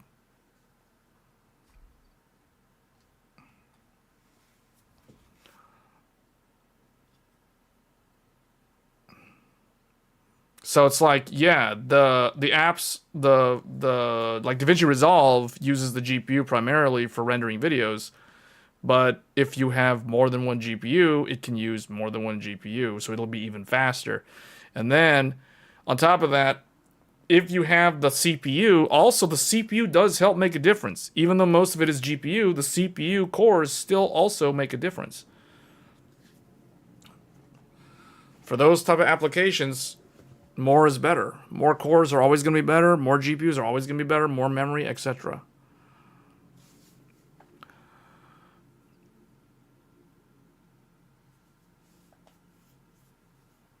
Oh, 3ds Max. Oh. Yeah, most applications these days all use GPU acceleration. Most of it. Like, it's very rare, unless you're using like a really outdated application that still uses the CPU primarily. In that regard, the CPU has become less important. The main benefit of something like this Threadripper platform, is not just the CPU core count density, but the PCIe lanes. It's primarily the PCIe lanes, because you have so many lanes and so much Gen 5 bandwidth that it is, yeah, it enables the user to do so much more with their computer compared to if they had like a regular computer. That's the primary difference. That's the primary benefit. Anyway, enough about Threadripper. We talked about Threadripper for so long. Oh boy. AMD formally launches Threadripper Pro 9000 and the Radeon AI Pro 9000 series. Today, AMD formally launched a bunch of new hardware for workstations. These include the new Threadrippers and the Radeon AI Pro. The Threadripper 9000 is based on Zen 5, and Shimada Peak is a variant of the Turin, powering the 5th generation EPYC processors. So this is literally derived, Threadripper is literally derived from the server world. But I think most people already knew that. So it's basically like, I don't know, to use something other than Dragon Ball Z, because not everybody understands Dragon Ball Z analogies. So let's use Lord of the Rings as an analogy. So if anyone who understands Lord of the Rings lore knows that there is something known as the Valar. And there are these beings known as the Maiar. Sauron was a Maiar. The Balrogs were also Maiars. Gandalf, the wizard, and Saruman and all the other wizards are Maiars. So you can think of EPYC as the Valar. And you can think of Threadripper as a Maiar. Just like Threadripper has come down from the Valar to the regular world, the regular consumers. So hence, Threadripper is basically like Gandalf, I guess. And like Ryzen and Intel Core are like Aragorn and Boromir, I guess, or Legolas and Gimli. I mean, maybe that's a better analogy than the DBZ analogies.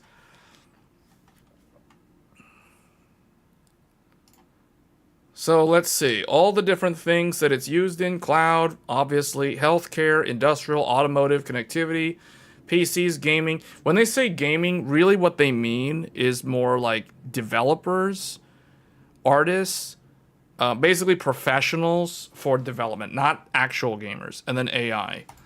And then, okay, the CPU, unless they were talking about the GPU, but again, like they're talking about professional GPUs. So they've got the Threadripper 9000 go up to 96 Zen 5 cores, 192 threads, delivers another major single thread and simultaneous multi-thread performance increase, fully optimized pipeline for compute loads. Oh, the other thing nice about this, yeah, this does inherit. It inherits Zen 5's AVX 512 full data path. So it has the full natural 512, which the Zen 4 did not have. They were doing like a 256 plus a 256 to kind of emulate 512.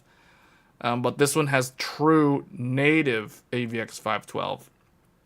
So that is something that's really nice. But again, that is something that is so niche and so application specific that for the average end user, I don't know how important that is. But it is very nice that it has it nonetheless. And then enhanced ISA capabilities, drop-in compatible with existing motherboards. So just like with AM5, if you already have a Threadripper motherboard, like the Sage from Asus, for example, or the Aero D from Gigabyte, or Gigabyte's new AI Top motherboard, which is insane, you can update the BIOS, and you can immediately just upgrade to a Threadripper 9000 series. It has full... Okay, here's something that is different. So, one thing different from the old Threadripper, it now introduced full DDR5 6400 JEDEC support. With the old Threadripper, they were only certified for JEDEC up to 4800, or maybe it was 52. I think it was 5200, just like with Zen 4 on desktop. Now it is. They're saying that it supports all the way up to 6400 JEDEC. And remember, every Threadripper motherboard is just like the ROG Apex motherboard. They're all single. They're single DPC motherboards. There's no such thing as like a 4-DIMM equivalent motherboard on Threadripper. They're all single DIMM, single channel, 1 DPC boards. So they're all like Apex boards. So which means whatever the high number is, the high number applies to every memory config and every motherboard. There's none of this 3600 nonsense for 4 sticks or 4800 for this or 5600 for that. No, that doesn't apply here. It's literally 6400 JEDEC across the entire board, no matter how little memory you put or how much memory you put. Meaning someone can put 1 terabyte of memory in their Threadripper motherboard, and it's still certified to run the full 1 terabytes of memory at 6400, provided they're using the JEDEC profile, not Expo. It has to be JEDEC. Supports scaling. Expo would be considered an overclock. All right, supports scaling and energy efficiency, whatever that is. I guess that's just Zen 5 stuff. Supports up to 12 4-nanometer core complex dies. So what does that mean? Does that mean that they're using a new actual node for the cores? I'll have to look into that a bit. I'm not sure. All right, and then here is the new graphics card that's launching alongside Threadripper. The Radeon AI Pro R9700. This is the professional version of their 9070 or 9070 XT that they launched earlier this year back in March. So this one has double the capacity on the RAM compared to the 16 gigabyte 9070 XT. So they're basically putting this out there like they always do as a professional variant. It's going to run at a lower TDP, I would assume, although 300 watts is the same TDP as the 9070 XT, unless that one was higher than I remember. But that seems like it's going to be pretty comparable to a 9070 XT. I would assume, though, that the boost algorithm on this is more relaxed, meaning it's not going to boost as aggressively as a consumer desktop variant. It's going to be more conservative, which means it's going to probably not perform as well as a 9070 XT, but that's expected for a professional card. Professionals care more about stability than absolute performance. They want things to not crash. They want things to work reliably because the business depends on it. So that is what this is meant for. But this would be good for like AI, obviously, 32 gigs of VRAM. This is what people typically needed previously to run various GPTs natively on their, like on-prem, like not in the cloud, for example. So I don't know. I know like DeepSeek can run on this, like the latest one. However, I don't know. I think 32 is not going to be enough for some of the really, really large models. And that's the reason why Strix Halo was such a big deal, because you could literally allocate 96 gigabytes of VRAM on a Strix Halo mobile platform. You can't do that with this. You would literally need to start installing multiple of these to get similar VRAM pools. However, once you start going parallel with multiple GPUs, you're definitely going to outperform a Strix Halo in AI top performance. So up to 1531 tops, and that's int 4 in sparse mode. So they're really showing, kind of the core density increase over the years, the DDR bandwidth change going from DDR4 all the way to DDR5, and then of course the PCIe generation. But they're comparing like some old stuff. Like this is first gen Threadripper. So this is like, I think first gen Threadripper topped out at 32 cores, if I'm not mistaken. And now they go all the way to 96. First gen Threadripper was DDR4. I think it was like up to 2933, if I'm not mistaken. Maybe it was 2666. I can't remember anymore. This goes all the way up to 6400. And then on the PCIe, this was Gen 3. Yeah, it was Gen 3. This is Gen 5. So that's going to be that's a massive increase.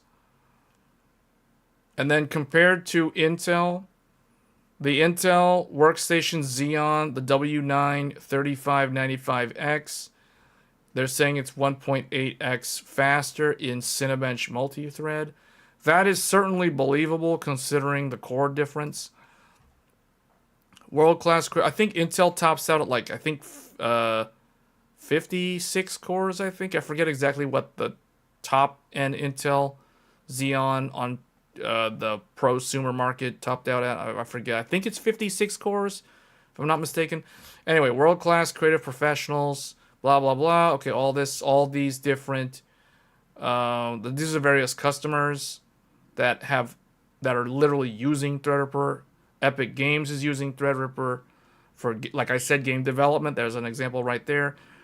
Digital cinema, all this stuff. It's definitely used. I have seen it used a lot in the movie production, like CGI and that sort of thing. They're using these for a lot of that stuff. So it's definitely something that I can see game devs using for the cinematics.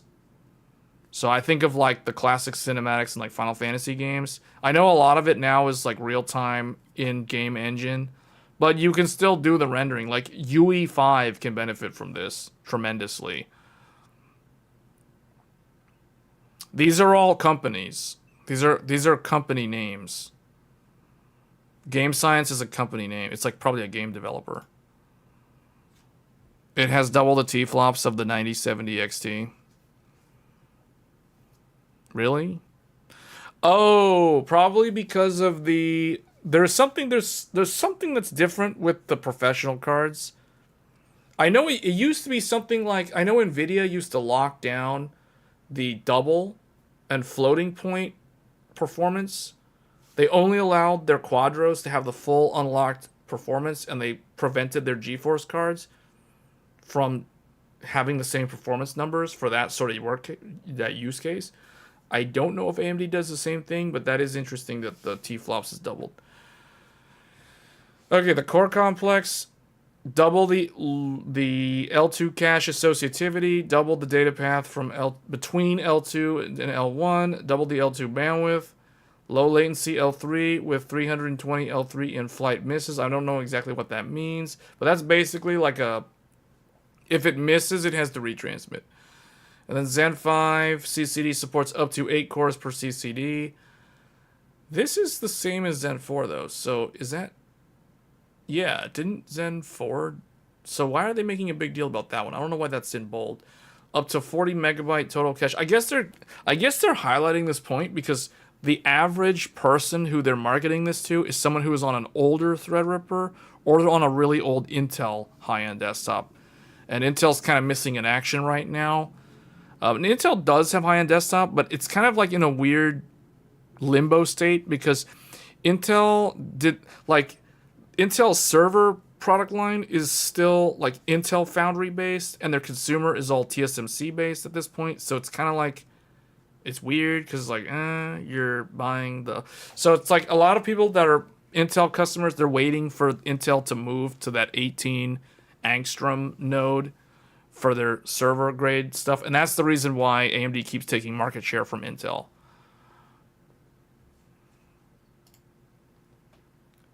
In the enterprise market. So Threadripper 9000 series performance platform summary. So you guys can see here, what is this? 2, 4, 6, 8. So we got 8 cores. 1, 2, 3, 4, 5, 6, 7, 8, 9, 10, 11, 12. So yeah, that's how they're getting their 96 cores because you have 8 times 12. So the maximum processor will be 96 cores. The TDP is pretty impressive. 96 cores, 350 watt TDP. So basically, a Threadripper with 96 cores is like 50 watts more than a 14900K is like 300 watts. So that is pretty impressive. The core density and the power output, that's pretty efficient, all things considered. And this is much easier to cool than like a 14900K. We've already proven this because of the surface density. Because it's so large, it's physically large and spread out, the thermal density is much lower than on a smaller CPU. Like a regular Ryzen CPU, for like an AM5 CPU, or any of the Intel Core CPUs. That is the reason why I can use an air cooler on my Threadripper and it never overheats under full load. Like the hottest it'll get is like 83 Celsius or something at full 100% load while rendering videos for like an hour or whatever. And that's on a Noctua air cooler. So really, really good platform for professionals. So here are all the professional SKUs, the Pro Series ones. And then the Radeon Pro card is also PCI 5.0. Everything here is 350 watt TDP, including the graphics card. And here is the HEDT one. So this is the one that most of the enthusiasts that are actually considering Threadripper as a prosumer, like myself, for example, would consider one of these rather than one of the Pro Series ones. Companies would buy the Pro, typically from like Lenovo, ThinkStation, or Dell or somebody. You know, like that's where they're going to sell these. But for the although Micro Center does sell these, I don't really think anyone's going to buy these CPUs because they're like this is typically like SMB or like medium-sized business if they're going to be buying these and building them from a Micro Center. But the Threadripper 9000 is for like the true enthusiast that wants a true high-end desktop. And it's not just about gaming. So 24 cores, like the one that I have. I actually have the Zen 4 equivalent of this one. RK has the equivalent of this middle one here. This is a 32 core, which is typically the best value one because it's like you're not overpaying and you typically don't really need more than 32 cores, 64 threads in a consumer platform device. But then they do have the 64 core flagship with 128 threads. Now, the nice thing about the entry-level one, the entry-level one is going to be the best at gaming because it has the highest base clock and because it can give the per-core power delivery is higher, meaning each individual core has a higher power budget allocated for it compared to a higher core count CPU. You think about it, you have 350 watts. If you have to divide 350 watts across 64 cores versus 24 cores, there's going to be a difference in how much power they get. The 24 core variant will get more boost potential per core versus the 32 and the 64. That is the reason why the base clock, the difference between the 24 core and the 64 core, the 24 core has a base clock that is a whole 1 gigahertz higher than the 64 core for that reason. But you look at the 32 core, this one is very interesting because it's only sacrificing 200 megahertz in its base clock, but it's gaining 8 more cores and a lot more threads versus the entry level. And they still have the exact same amount of cache. So, and because it's more cores, the 350 watt is spread out across more cores, which means the power density is lower than the 24 core, meaning the 24 core is actually the hardest one to cool because each core, there's less cores, there's less surface area because you got to think about all the cores to spread out the 350 watt TDP heat load. But yeah, the best one out of these three for gaming is going to obviously be the 24 core because it has the highest clocks. It's going to boost the most aggressively because it has the power budget to do so. Zen 7 will supposedly be 32 core, 16 per CCD. Okay, yeah, so that means... well, that doesn't mean that they can't make a 24 core as the entry level. They could still do that. They would just... they would disable cores in a CCD. They would get like what? If they were going to do 4 CCDs, they would do 3. What is that? Well, they would do like 3. They would have like 8 cores in 3 CCDs or something. I don't know. Like they could still do it. Zen 6 will be 24 cores, 12 cores per CCD. Okay, so yeah, so that would be pretty easy to do for Threadripper. I'm not sure how exactly they would do that, but yeah, they could easily do that with that sort of core density. These are the box packaging. Actually, Micro Center already... Oh no, not Micro Center. AMD, yeah, AMD has these on their site already. Like if someone wanted to see the box art, but that's basically what they look like. And then here are the use cases for the regular Threadripper. So this is like the non-pro. So basically all the stuff that we've already talked about.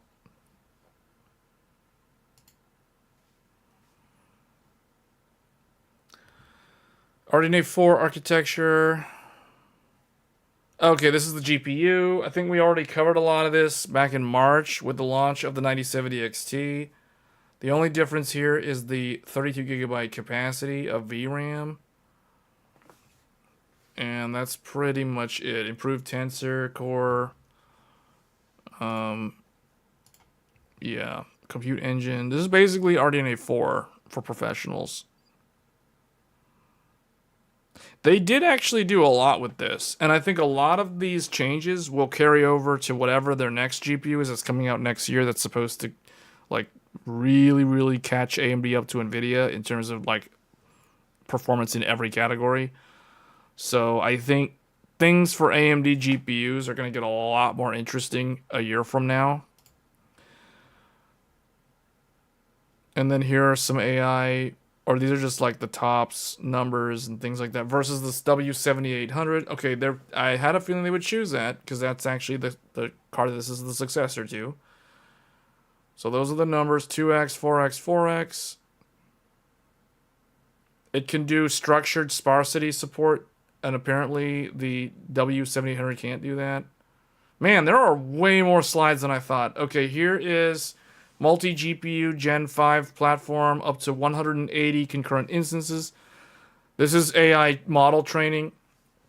They're literally running 4 of these GPUs with a Threadripper, with an ASRock motherboard. So you guys can see, like, this is what I'm talking about when I say, like, Threadripper. Look, I mean, look at this. You can't do this with a regular AM5 motherboard. You can't run 4 GPUs like that with full X16 lanes. You know what I'm saying? Like, because before someone says, oh, well, what about those crypto miners that use like a riser? Those guys are not running X16 lanes per GPU. They're running like 1 lane per GPU because they've got them on like a special ASRock board. So anyway, I think that was everything. Man, they've got, okay, I'm just gonna like, what else? All right, is this repeating? That's like so many slides. Wow. There was even a Rock'em deck. Good thing I got out of that. There's an ISV deck. We're not going to go into all of that. That's like a completely separate topic for another time. But anyway, that is probably going to be it for this live stream. I did want to talk about some sort of hardware at the end of the stream, and I guess we ended up talking about Threadripper 9000. So that was an interesting segue because someone asked about quad-channel memory, and it just naturally occurred that it would just naturally progress to talking about Threadripper 9000. I could not have planned that better myself. All right, so that is it for Tech Thursdays, episode 114. Upcoming 9000G. Any opinions? As we get closer to launch, we'll talk about that more. I don't really think that's something that enthusiasts are going to be that interested in myself because it's not really. First of all, it's not X3D based. I don't think it's going to do anything. So anyway, that's going to be it but we will talk about that again as we get closer to launch for that. But that's going to be it for this live stream. We will probably do one weekend live stream. I don't know if it's going to be tomorrow or the following evening. I don't know what I'm going to actually stream in terms of the game at this point. Elden Ring Night Rain is trying to get me back into the game because there's like an update. There's like a new super hard mode, Night Lord Hunt or whatever. And then Monster Hunter is doing Title Update 2. I need to figure out when that's actually coming out. So, like, there's 2 games that are trying to get me to play them again. One is Night Rain. The other one is Monster Hunter Wilds. At the same time, we got Death Stranding 2 next week, which we will be live streaming. The Death Stranding 2. And other than that, I think that's going to be it. Like, Lies of P Overture, I still haven't finished it. Maybe we'll live stream that. I don't think we're going to stream Stellar Blade. There's no reason to. That game is literally a game from last year. We covered it yesterday. It's a good game, but I don't think there's any reason to play it. The one game that I've already played that I kind of want to go back and finish, though, on PC is Final Fantasy 16. for some weird reason. So we might briefly look at Final Fantasy 15, or not 15, Final Fantasy 16 on an RTX 5090 to see if the 5090 can actually handle Final Fantasy 16 at 4K native, no upscale.